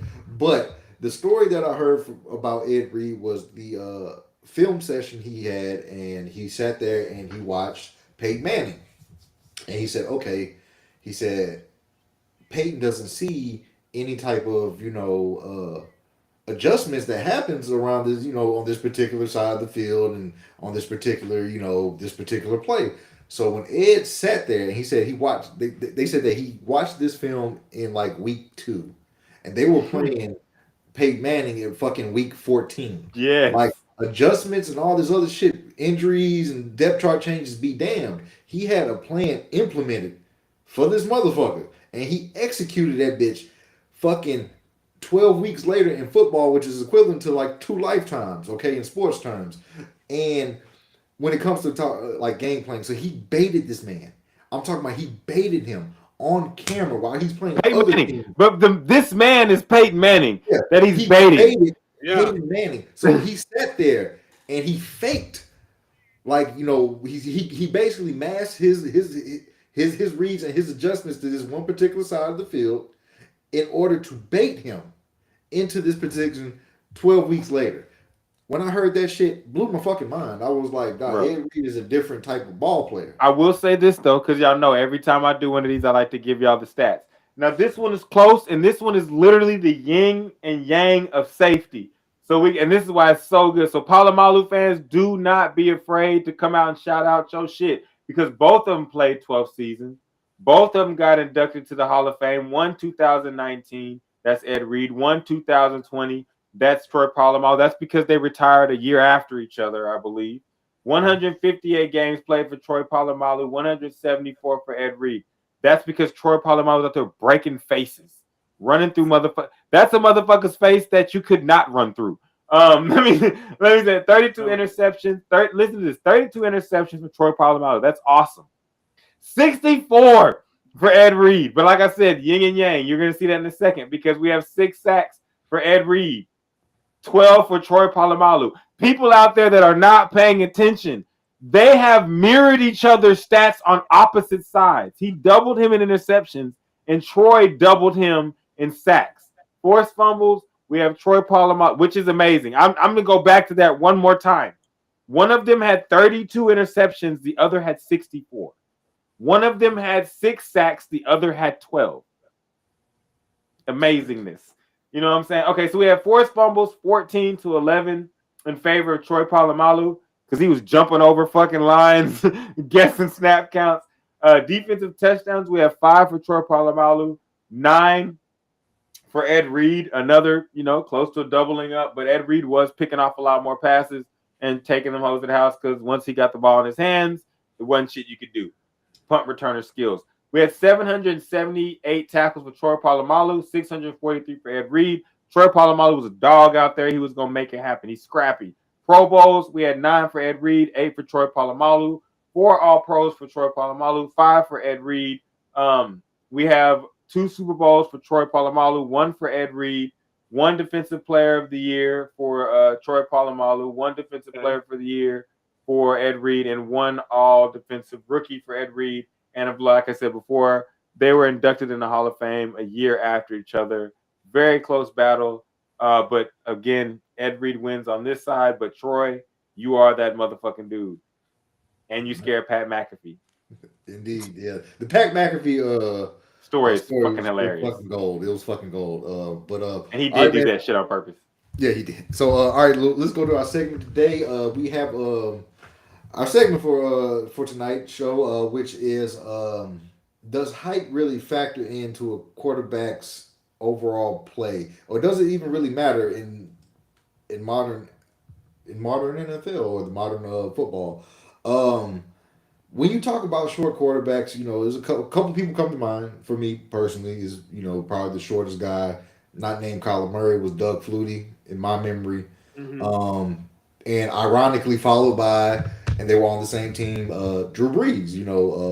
They were both drafted, and the career, and it's crazy how these careers, happened in it was called. So you had Doug Flutie, then you had Drew Brees at one time, and then they ruled in favor for Brees, the younger guy. Which after Brees got hurt with the shoulder injury, they ended up drafting technically Eli Manning, but they did the draft day swap for Phillip Rivers, and then they traded cut ties. But anyway, Drew Brees being is probably one of the more successful short king quarterbacks. My guy was every bit of 5'10". Don't believe what the the scout reports tell you. Okay, all right. They ask you how tall are you and how much you weigh with the pads on, not when they're off. But Drew Brees basically played every bit of 6'5". Present day you have players like Kyler Murray. You've seen Garrett King had his run with Houston, and then the run with the Miami Hurricanes. You had what's the guy from TCU back in the day, Boykins? Yes, Taj Boykin. No, wait, that wasn't TCU. No, that was no. No, who's the TCU? You think it was Boykins. Taj Boyd was Team Clemson. That was Clemson. Boykins, you're right. That was a TCU quarterback. I can't remember his first name. Can't remember his first Pat name. White. But yeah. But whenever you see play, Pat White. You got Pat White, then you got Colin. Pat White to go to short QBs right now. Yeah. Pat White was dope, man. Well, Kyler Murray's the go to short QBs, but Pat White. I think it goes by who's the short. Hey, y'all, if you lived it, Pat White was a motherfucker. God damn. Like, Pat White was shit. Pat White was so fucking cold. Fuck. So like West Virginia was on top because one nigga. Is does height really matter? Like hand size. When Joe Burrow actually debunked that. The hand size myth. What do you think, Sterling? Yeah, because you're the draft guy. Yeah, I think height does matter. Now it doesn't matter like as much as it used to because you're seeing shorter guys come in and be productive, but that's not the norm, right? Yeah. I think the evaluators, they look at these guys and you want a guy like Kyler Murray is short. Drew Brees was short, right? Russell Wilson is short. If you could play, you could play, right? But it does matter though in terms of like seeing just basic things like seeing over the offensive line. Like Russell Wilson still has issues navigating the pocket because he's so short. Kyler Murray, the same thing, right? So ideally, you want your guys to be 6'1", with 6'1" and up, 6'1" and 6'5", 6'6", right? But anything below that, you're gonna have some issues. I don't want a 6'6". I'm sorry. I don't want a 6'6". If he can play, give me Justin Herbert. I cap my quarterbacks at 6'4". If you're 6'4", I don't care if you're 6'6", 6'7". If you can Yeah. play, Really, my ideal quarterback is 6'3" with some speed. But if you're a 6'4" statue, I'll fuck with you. Josh Allen 6'5". Josh out is he really 6'5"? He's really 6'5". That's what he measured out the combine. 6'5". Josh Allen 6'5", dog. All right, yeah, I'll give it to you. Okay, so I'll say this. I'll give me a 6. He's a unicorn kind of though, but because I think Anthony Richards is 6'4". Yeah, Richardson. Anthony Richardson is a verified 6'4". He's 6'4". I'll give you Josh Allen, but he's a unicorn, so he's a little bit different because he's the prototypical statue quarterback. He just happens to be able to run like a fucking big running back. So yeah. I'll give you that one. But me personally, I like, and I didn't like Josh Allen first coming out. So I'll be first to say that I was wrong. There's not a lot of people that like. I was wrong on him. But I like my quarterbacks. Give me a 6'3", 6'4" guy with a rocket that can go a little bit. Yeah. Okay. But I will say this though. Me saying that, I know people are gonna be like, you just fucking said what you said, but if you have a guy like Kyler Murray, like Bryce Young, like Drew Brees, and I know it's rare, which all these guys that I'm named, Doug Flutie, they come in a 5, 10 year, 15-year span of each other. So it's not like we're saying there's going to be 3 great quarterbacks that are under 6 foot in the NFL at one time. Mm-hmm. Do I believe that Kyler Murray and Bryce Young could be 2 under 6 foot quarterbacks? Yes. I believe if you're that good, then you're that good. Kyler Murray didn't lose in high school, and he only lost a couple times in college when he actually started. So, like, you show it on film. Drew Brees showed it on film. Like, it took, but the caveat is you gotta have the coach that's willing and the GM that's willing to build this shit around a small quarterback, because you can't go out there and say, "Oh well, Kyler, we're gonna treat you like you're Josh Allen." No. You have to treat Kyler like Kyler. You have to treat Drew like Drew. And I think the person that does Houston, I believe will be the one. The people that do draft Bryce Young, build around him and you will be okay. Like, because they can play the game of football. But if you try to put a short man in a tall man's position, it ain't going to work. Like, if you try to take a point guard and make a play center, that shit ain't going to work. No matter how much post game you give them, it's not gonna work. That's kind of like what you're saying is kind of facilitating players around them, like getting centers that might be a little shorter, so that your quarterback can see the middle of the field and probably get the pass over the lineman. And I know there's other ways that they can do that. They can roll them out, give them a little deeper dropbacks and what have you. But I mean, me personally, how I feel is that being a fan of the Saints, if you play, you can play. If you can hoop, you can hoop. Okay, it is one thing I say, and this will put my my scouting cap on. And Sterling, you may say, shit, I like that, Russell. I think that if you have a short quarterback, you need to have the different levels of receivers and running backs to complement him. So Drew Brees, you had a Marcus Colston that could be a possession receiver, but you also had a Reggie Bush. You also had a speedy Reggie Bush that could go on the outside. You also had, I'm forgetting y'all slot receiver. What was his name? Lance Moore and then Derry Henderson. Yes, y'all had 2 fast receivers. You have to, basically, if you have a short quarterback, you have to build a good basic football team. So you got to have a tall possession receiver. You got to have a speedy, shifty slot receiver, and you have to have a tall speedster on the other side. And a running game to complement it. But that's all on teams like Houston. If you draft them, build that around them, because those quarterbacks, and if we go through the history, if we go lay out all the short quarterbacks that had a team built around them, they were all successful. So to answer this question, it isn't, but if you are unwilling to build the team around the guy, it is. So if you really don't feel like picking like the shorter lineman, or you don't feel like picking a coach that's going to call rollout plays, go get you a 6'4", 6'5" guy and call it a day. Or in my opinion, get you a 6'3", 6'4" guy that's kind of quick and just play quarterback. Because if they're 6'3" and 6'4" and can sling it, they can fit in any system.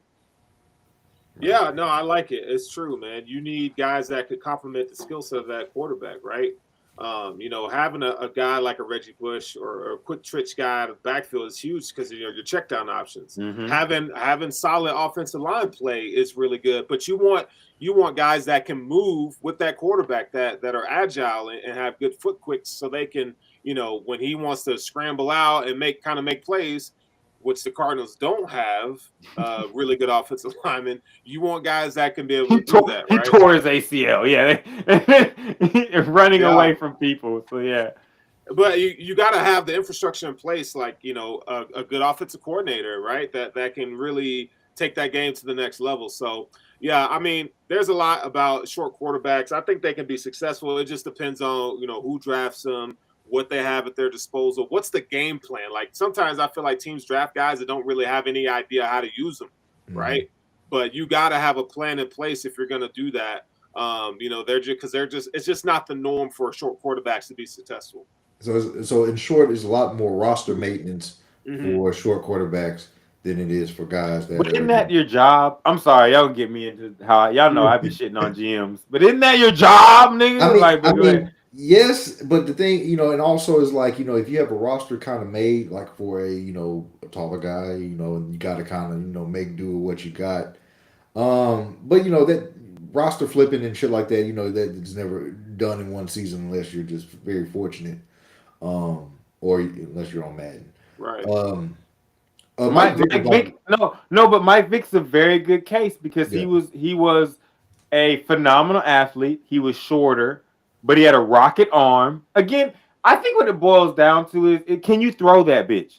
Like if you can throw it, then we can work with you. But some guys, which as I shit on GMs, I also don't blame you because if we were in a war room and Sterling was like, well, Sterling disappeared. So if we were in a war room and Boogie was like, I don't feel like doing that shit, Russ. Like I know that we need to build the team around this guy. I don't feel like doing that shit. Let's go get the guy that's 6'4" that I can just build a generic line around, and I can get just good skill position players around, and we can build like that. I can understand that, but I do believe when you have special talents like Bryce Young, like Kyler Murray, in this case Bryce Young, you pick him and you build around him because he's shown that he can make it happen. They should have lost against Texas. And they should have lost a lot of games. Yeah. But the game against Texas was a game against a team that wasn't ranked as high as them. Nobody thought they had a chance. And Bryce Young, to me, showed in that game, I can get this shit done if the team is built around me. And so when it comes to highly talented quarterbacks, height isn't a factor for me. It just depends on what my GM's going to do. All right. So let's go ahead and get over to our next segment here. We're going to the NFL, and we're going to talk about Lamar Jackson wanting a trade from the Baltimore Ravens. It has finally happened. A lot of people may have speculated, but he officially made it on March 2nd, I believe. He requested a trade from the Baltimore Ravens. So what is next for Lamar Jackson? Where do you think he end up playing? Or does he hold out? What do you think happens from here on? I think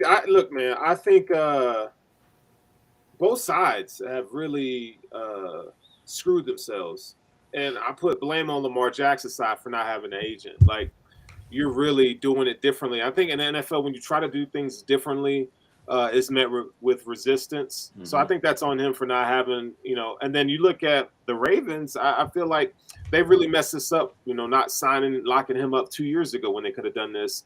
They've done him a disservice by, there's this idea and notion out there that Lamar Jackson can't play quarterback. Like he's just a running quarterback. And that's not true. If you look at statistically, he's one of the, tight window throws. He's like top 3 in the league in tight window throws the past 3 seasons. Like he can do this stuff. Now it's not his fault that they curated an offense that was a run focused and they haven't really gotten wide receivers for him that are good. So I think the style of play is really hurt. And then when you run him 10, 11 times a game on design runs, what are you expecting? His body is going to break down, and he has a smaller frame, mind you. So I think it's on both parties here. And the sad thing is, every day that we're closer to the draft, it's going to be really hard. And I don't think there's really a place for him to go where a team has to give up 2 first-round picks to get him, right? And he wants a fully guaranteed contract, which that's not the right play. He shouldn't have did that. The Ravens should have locked him up 2 years ago. But why draft a guy who's the MVP and you don't put enough weapons around him and you don't sign him? What is the plan? Like, you got to ask yourself, like, what are y'all doing? So it's kind of frustrating to see this kind of thing go on. I'm so glad I'm not a Ravens fan, but I do want Lamar Jackson to go somewhere where he can succeed. Yeah, I think, and to answer your question, I think when you build an offense around that type of player when he's first beginning, they're trying to build the offense that they think is going to be best around him. Now, no one's asking Lamar Jackson to become Peyton Manning. And I think that's the kind of thing that we're looking at, that kind of where this conversation gets kind of like, you're like, oh, well, they built the offense around him. It's like, yeah, but like they've built it to the point where he's stuck. Like they don't have a guy that's a dynamic receiver out there that can do it. They have a tight end. Excuse me, but they don't have the type of receivers that they need. Now, I agree with you 100%, Sterling. I think when you run them that much, 10, 11 times a game, what do you expect to happen? I think both sides have messed it up a little bit. I can see the side of the NFL like saying that you need an agent and we don't want to guarantee this money. I can see Lamar saying that the Kyler Murray contract is not enough. But I do think that this whole situation is just a snafu. It's just all fucked up, and I think everybody involved, it's their fault. I do hope Lamar gets what he needs. Of course, y'all know me. I've been telling the jokes. Jerry, Steven, get on the phone. Trade Dak for this nigga now. But I really do think Lamar's a Super Bowl type of quarterback. He's been an MVP, but this situation is just too much pull and tug in opposite directions. I think it would be. I don't think it should be that hard to have a player of Lamar Jackson's caliber and not figure it out. Right. You know what I'm saying? I think that's the thing about this, that it's like, this would be one thing if it was like, we can't figure out what, like Odell. We don't know what Odell wants. He don't want 4, he wants 20, or he wants 10, or he wants 12. Like, it's a big range because we know he's hurt and we don't know. We know what Lamar Jackson's going to do for you. MVP caliber quarterback play. Nobody wants him? Come on now. You know what I'm saying? Like, but I do think it's going to end up with, I think it's going to end up playing 1 year under. I don't know if unless someone folds in the very end, which I don't think these owners want anybody to fold, but unless someone folds at the very end, he's going to play 1 year on the franchise tag and then end up playing somewhere else, whether it be Miami, whether it be who knows where, but he's going to end up playing somewhere else, I think, after 1 year. But it's gotten to the point now where I don't think anybody's going to touch it. You, along with the fact that, like Sterling was saying, 2 first-round picks. Like, why would I give you 2 first-round picks this year when I can get them for free next year? You know, I'm just going to pay a salary. Right. You know what I'm saying? And then there's the whole, oh, well, you got to deal with the fact that, you know, he's on a. So I just got hit with the Chris MVP level play. So let me read it. Go ahead. All right, so he hasn't given, and this is what Chris says, he hasn't given MVP level QB play in 3 seasons. Tyler Huntley comes in and delivers similar results. Both hurt his value. He's not giving similar results. We know Chris hates Lamar Jackson. I would love for Chris to come in here and defend his take on this. We know he hates crazy. Where you at, Chris? There you go. All right. Give me 1 second here, and I'm going to hit you with the stats since he won the MVP season. Oh, buddy, I did give me 30 seconds here to find it while you kill some time. Oh, you got it. Yeah, you got it. So I mean, look, I can see him in the NFC, but what it's looking like is everybody's out on him. Like everybody's kind of, Well, the Patriots came out and said they don't want him. Well, okay, so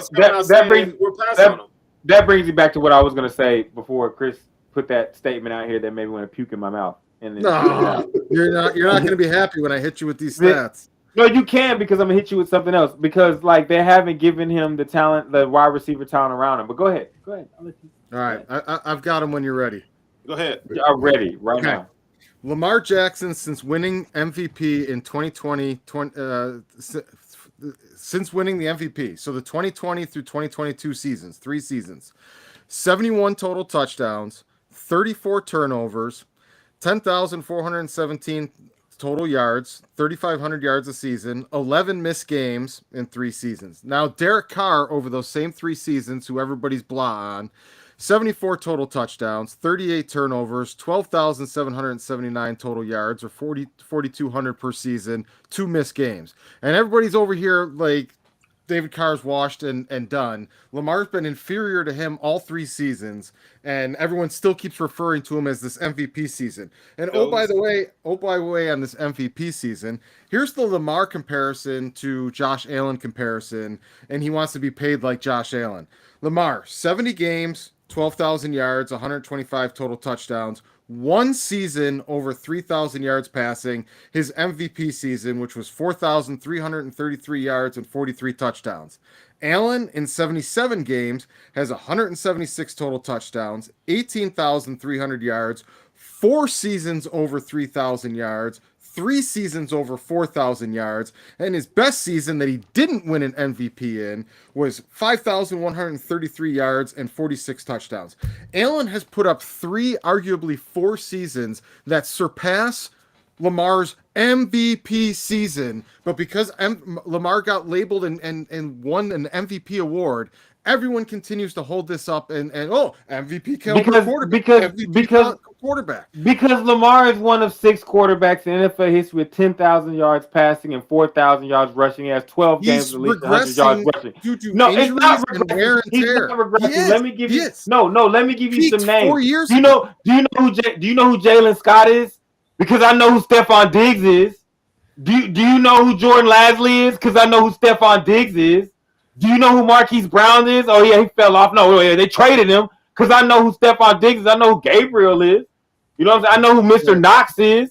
Jackson is an Lamar is a tight end. Lamar is doing everything. No. You brought up all this stuff about Josh Allen, and he has a way better offense than Lamar Jackson. Josh Allen's offense is tailored for him to around the field. Lamar Jackson is running a 1950s offense and still at 10,000 yards.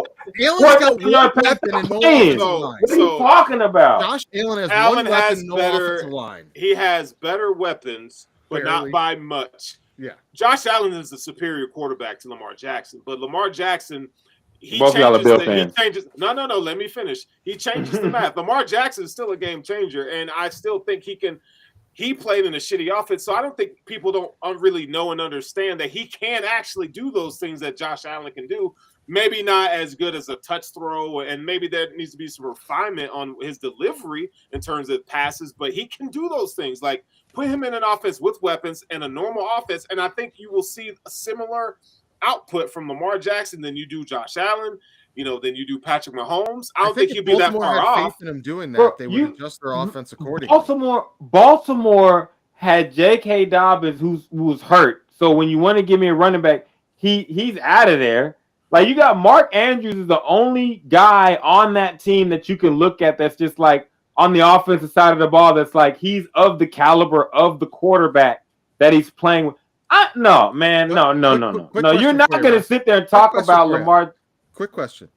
How many Super Bowl rings would Josh Allen have if he had Lamar Jackson's running game? And I'm not talking about Lamar Jackson's feet. I'm talking about his running game around him. How many Super Bowls would he have? Would Allen have right now if he had that running game? I don't know. How many MVPs did Josh Allen have with what he has around him just working? He's got 4 better seasons than the guy that won an MVP. How many MVPs does Josh Allen have with working with the shit he has around him? How many MVPs does Josh Allen have with the shit he has around him? I don't want to hear it though. If matters more than the stats, we'd all have a Merry Christmas. Yeah. I'm making a point here. How many MVPs does Josh Allen have with the shit around more than him? The stats that got the award. It doesn't. No, that doesn't. No, it doesn't, because that's what the voters are thinking. So, you're over here looking at the guy that won the MVP during the strike season. Asking what happened in life. That guy's like an all-star NFL player because he won the MVP during the strike season. You know what? I love Tracy McGrady, and I believe that if Tracy McGrady had everything Kobe had, he would have 5 championships too. But that shit ain't happened. What does that have to That do with shit anything? ain't happened. You know what happened? Allen's got 4 seasons that are better than that MVP season. True. But because he won that title, you How many times has he been voted with? How many does he hold up the trophy? Does he hold up the trophy? Because my point is, Josh Allen having all those great. No, wait, hold on. No, you're making the white man can't jump argument right no, now. I'm not making a white man can't. You're sitting here saying, as a Buffalo fan, you're sitting here saying Josh Allen had a better. You're sitting here saying Josh Allen had a better season, and everybody that votes on it said he didn't. And you're in Buffalo saying he didn't. He hasn't. Lamar Jackson had the MVP with the shit that the Baltimore gave him. Josh Allen ain't doing that shit. Hold on, let him He's talk, not doing that shit. And he had to request a receiver in the process and got it. If you give Stephon, if you take Diggs and put him on the Ravens, they win in the Super Bowl. Fuck that. All right, so Chris, hold on. You know what the beauty here is that I've got the mute button on lockdown. All right, look. He said. All right, so Chris, go ahead, Big 30 truth. And then we're going to go ahead. We'll go to our next segment. I'm not comparing Allen's season, the year that Lamar won the MVP, and saying that Allen was the better quarterback that season. I'm not making that argument at all. I'm saying that Allen has put up 4 seasons over his career that surpassed statistically the season that Lamar won the MVP in, but Allen didn't win an MVP in those seasons.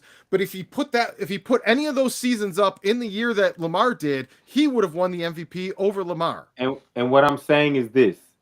I'm not saying you're lying. I'm saying Lamar Jackson is so dynamic that you have had a quarterback in Josh Allen that has had 4 seasons better than this.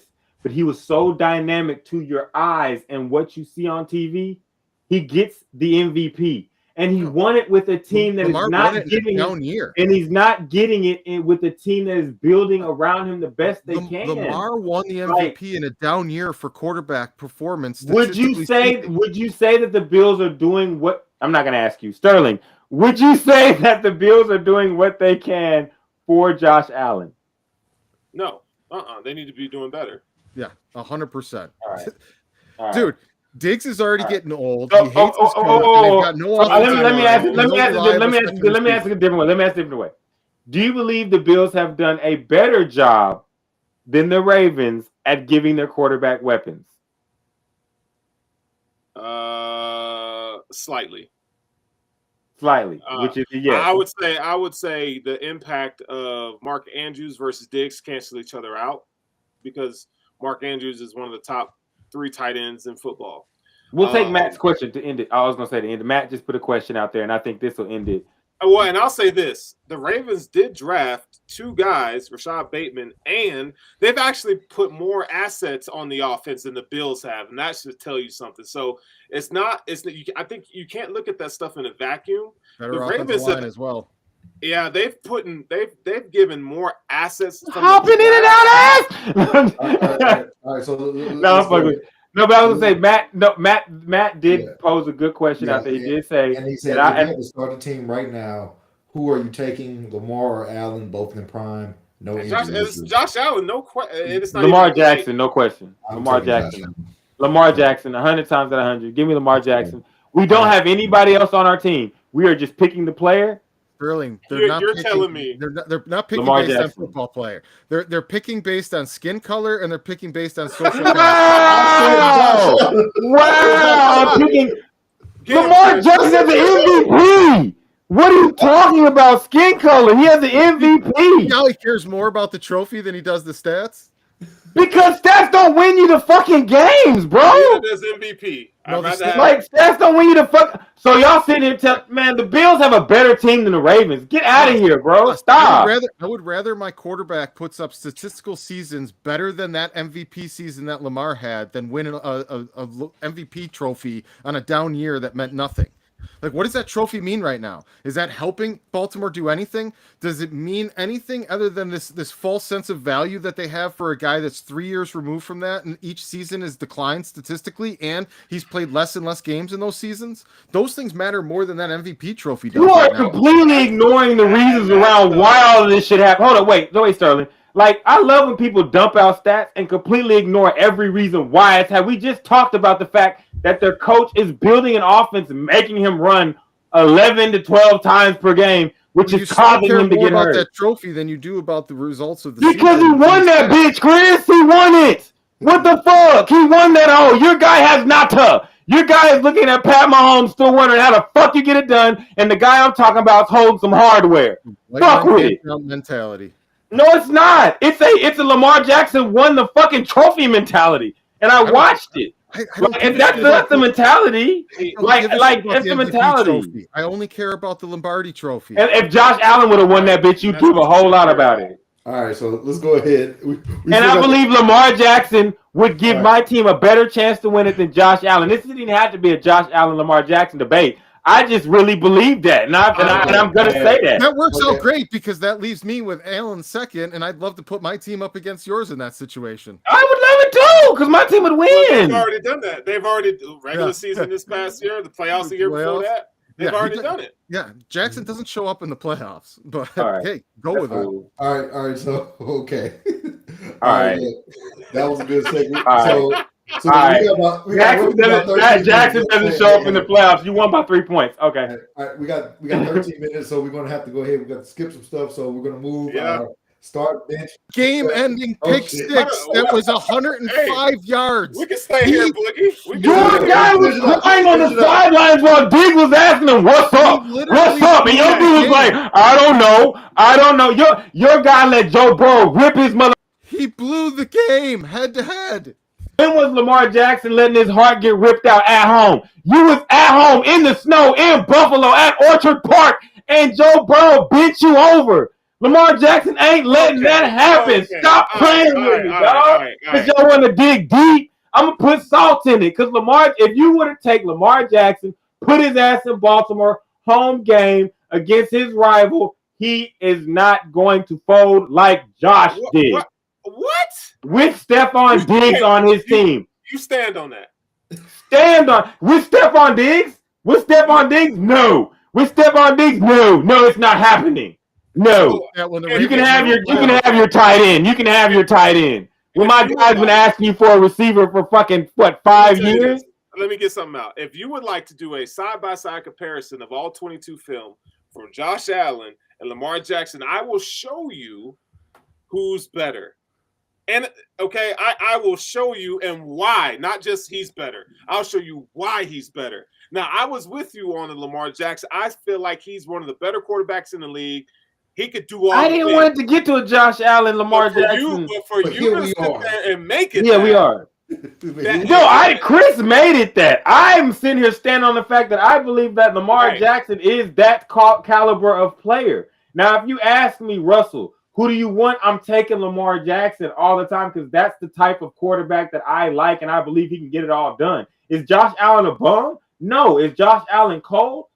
Yes. But if you tell me who do I want one game, gun to my head, fuck that, dog. Give me fucking Joe Burrow. No, I'm joking. Give me Joe Burrow. No, shout out Ghost. But no, give me Lamar Jackson. If we don't have anything else, if we're saying Russell and Sterling are picking quarterbacks, and all I have is Lamar Jackson, and here's the MVP trophy point that I'm gonna make to Chris again. All I have is Lamar Jackson. I ain't got shit else.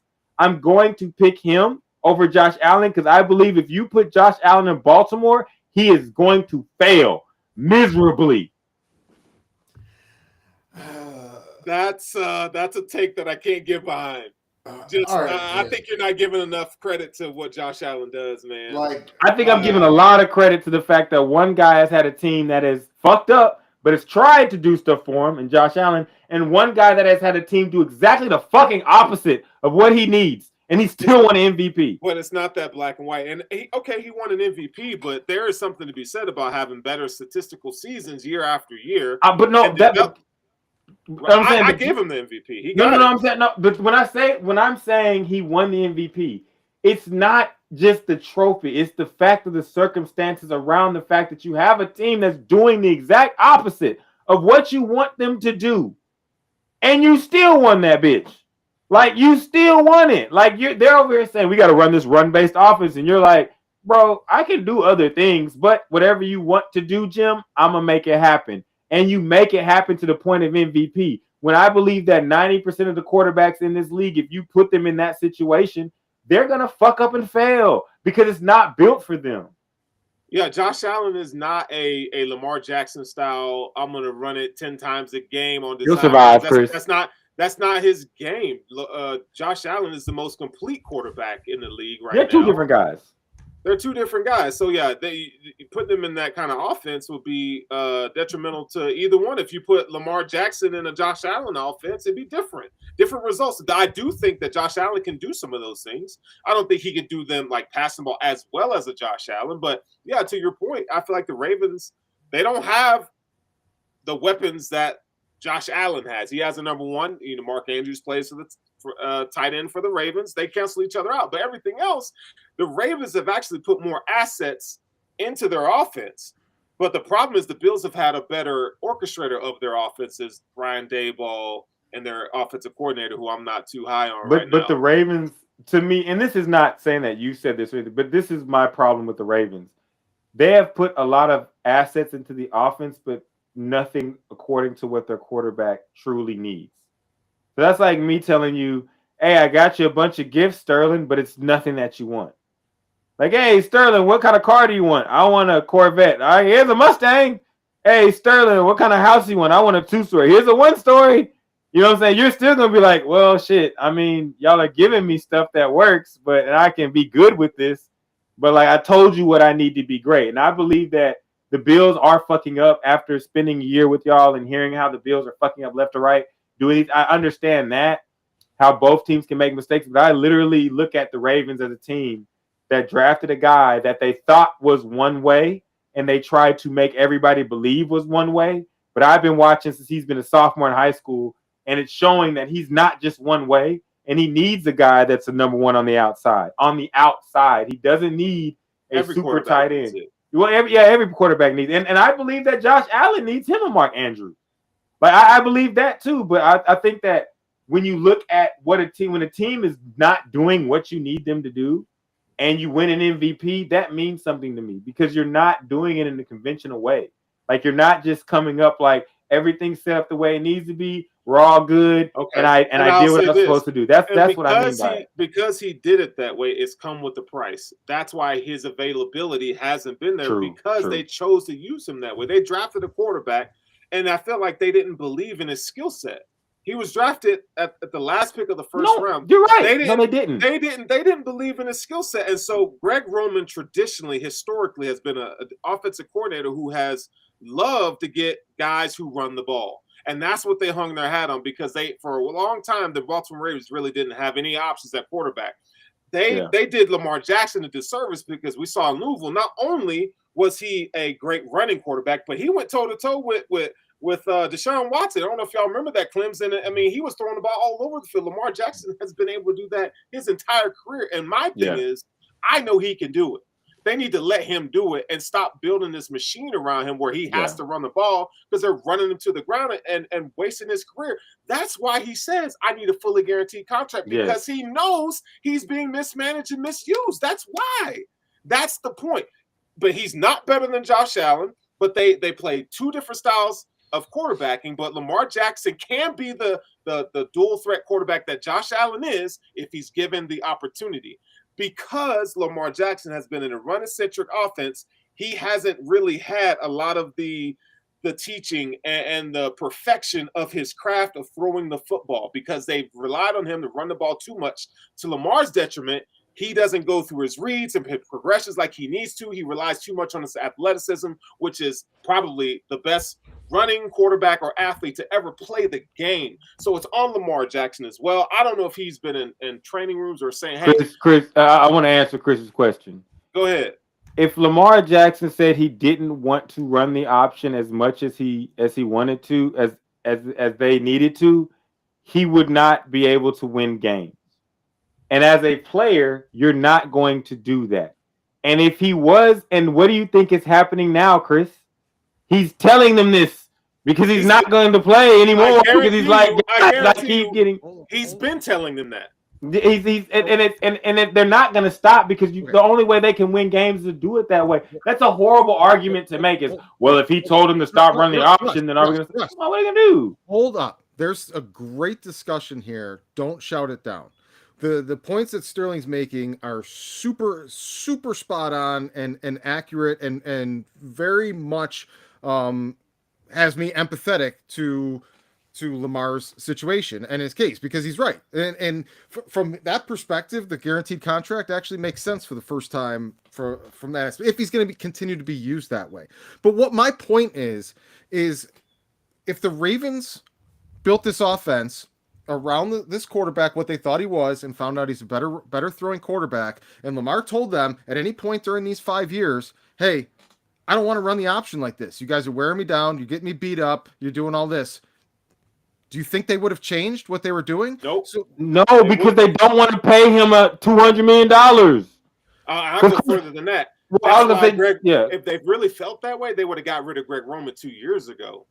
They kept him around. That's the problem. They just now got rid of him. So they ran this dude into the ground. And because Lamar Jackson has won 74% of his games since he's been in the league. I know quarterback wins aren't a stat, but if you can't have those wins without Lamar Jackson, right? Like he has been the engine that has driven that freaking train. And I understand why he is saying the things he's saying because they did this to him, right? It comes to a point of and Chris, you'll agree with this. You want your quarterback to do the best thing for your team to win. I just don't believe if Lamar said, I'm not running the option anymore, that they wouldn't have changed and catered the offense a little bit more. Man, Chris, come on, Chris. You sit here every week and complain about the Bills not doing certain things. You don't think Josh Allen is – we sat and watched the video of Mac Jones saying, Bill, this offense fucking sucks. And they made him sit the entire season until it was over, and Bill waited till then to say, yeah, we had to do something and get – You're talking about a second-year pro that is already on the outs with his team, and you're talking about the Patriots. That's not a good example. Chris, it is a good – you're not listening. Chris, you're not listening to the point. The point is influential player in the locker room has power, and they wield that power. I'm not talking – I am talking about the way that the NFL works. You have sat here for weeks and complained about things that the Bills have done. I'm sitting here telling you, this guy, another player that is in a second year, is saying he didn't want to run QB draws anymore. They would stop running QB draws. That's bullshit. They would draw his ass. You know why? Because Josh Allen's going to get the first down. He's going to get a draw, and you're going to say, and you're going to say no. Russ, you're not being reasonable with this. How am I not being reasonable? The star quarterback and the most popular player in the locker room has influence over what the coaches do. That's been true throughout sports history. Thank you, Sterling. Whether it's done in a positive way or a negative way, they have had influence throughout history of sports. If Lamar suddenly wanted to be a real pain in the ass and a discontent and say, I'm not running it this way anymore, they would have no option and no choice but to do something about that and come to his side. I don't think he's made any kind of bones about wanting to run a different style offense. No. Oh, man, no. I think he has. That's how. I just want to know, how could you feel that way, Chris, when all this is happening now? Anywhere, all of this stuff that's going on. So he has to publicly say it for you to think that he's ever said it before? Why would all this be going on if he never said it? He's been vocal about every other aspect of what he's frustrated about in this situation. There's no reason to believe that he wouldn't be completely vocal about that either. Why not? Because he's already shown that he's willing to express. No, he hasn't. He has said millions of times before, while they're doing this shit, that he's going to do what it takes to win. All right. He said that as well, and that's what football players do. Then clearly he believes that's what it takes to win. No, okay, Chris. Okay, if that's how you want to believe it is, then that's how it is. Just said he's doing what he thinks he has to do to win. You can be naive and believe that's the way it goes. I think he should have been petitioning for Greg Roman to be fired. If he really had any shot or idea of being a different style of quarterback, Greg Roman, as we saw with Tyrod Taylor, we saw with Colin Kaepernick, he's the reason. He's having faith. On top of that, and I guarantee you they go on these game plans because they don't have weapons around him. Well, this is the best way we're going to win. And Lamar Jackson, for whatever you want to say, the dude is like super team player, like let's do this kind of thing. He is so, but Lamar's at fault for this too, just as much as I hold the Ravens organization at fault for this. That's why I placed the blame on both of them. You know how you get your offensive coordinator fired and you get a fucking agent. Oh, yeah, exactly. Agent. Yeah, that's exactly what they do. And no one is arguing. No one's arguing about the agent stuff. You have never heard me argue about the agent stuff. I respect what he's doing, but we have to keep that in the conversation because that's the only thing to me that Lamar is at fault for. Because he could have easily picked up the phone and called David Meligetta and said, "Hey man, make this shit happen," and he'd have his contract in 2 weeks. I'll give you one more reason why you should hold him accountable, because he hasn't come out and said. Like he's been very vocal on Twitter and social right now, but he should have said a couple years ago, like, I want to play a different style. I don't want to run the ball. He should say that. So I can't disagree with that, but y'all know I hate GMs. Do your job. Like, I don't believe that Lamar Jackson hasn't told his GM, I want a receiver. Like, y'all traded for Hollywood Brown for a reason. I agree. You know what I'm saying? So, like, I guarantee. Y'all drafted Hollywood Brown for reasons. You know what I'm saying? But he should go public with it. He should have gone public with it. He trusted them. He trusted them, and they. But this is a guy that chose to play quarterback at Louisville, knowing that he wasn't finna get an Addy. You know what I'm saying? So he's obviously a team player. Like he's not a guy. And a pro-style offense with Bobby Petrino, mind you, in a pro-style offense. But I'm just saying he's a guy that is going to do what's best for the team to win with what's in front of him. Yeah. At the time of the game, and I think that's the big thing. Like we want all of our athletes and our sports people to do this shit this way, but we get mad at certain guys when they're doing let Lamar give Lamar what he needs. Is get an agent. Yeah, no, I think you should. Yeah. And I can't hate on agents. I can't hate on agents for wanting them to be a part of it because, get an agent, man. That's true. That's the bottom line. It would have been done. All right. Well, we have exceeded our time here for the show. So a lot of the subjects that we had. We get to the NBA next week. Shit, niggas gotta work that shit out anyways. Yeah, it'll be flexed out next week. So next week we'll be talking about. The basketball gulag, which is the play-ins, which is my favorite time of the NBA season. It gave us great moments such as Pat Beverly's crying celebration, and I call it the fighting pits as well. The fighting pits as well. Pits, the Roman thumbs up, thumbs down. I love the play-in. I like the gulag though. We might call it the gulag from this point forward. I like the gulag. So because you do get sent to the gulag. Mavericks, get in the gulag, please. So we'll be talking about that next week, along with a couple of other subjects that we did not get into. But hey, man, that's why we here every week, baby. Every motherfucking week on Wednesday. But before you continue, Boogie, let me go ahead and do this quick because we didn't get to the NBA. I want to give a special shout out to D Wade, Dirk Nowitzki, Greg Popovich for being elected to the Basketball Hall of Fame. He was not finna in this episode before we gave y'all the shout out. Left off a name. My bad. Which one? Was it Becky Hammond? Was it Becky Hammond? Becky Hammond. My bad, Becky. My bad, Becky with the basketball hair. Get it done. You know what I'm saying? And so again. Oh, and Tony Parker. My bad. And Pau Gasol. Sorry, Pau. My bad. So D Wade, Dirk Nowitzki, one of the greatest rivalries. Pau Gasol, Tony Parker, Becky Hammond, Greg Popovich are the top of the elected to the Hall of Fame. We'll go more in depth next week. But yes, shout out to them because I know we didn't get to the NBA, but we are going to get to the NBA because that gulag is coming. But yeah.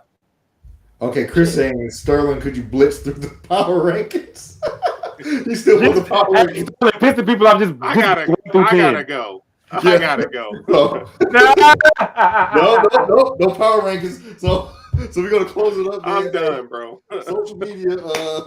You can follow us on Sports Sushi, all one word, on Twitter. You can follow us at sports_sushi on Instagram. Like we said, we are live on Twitter, Twitch, YouTube, and Facebook.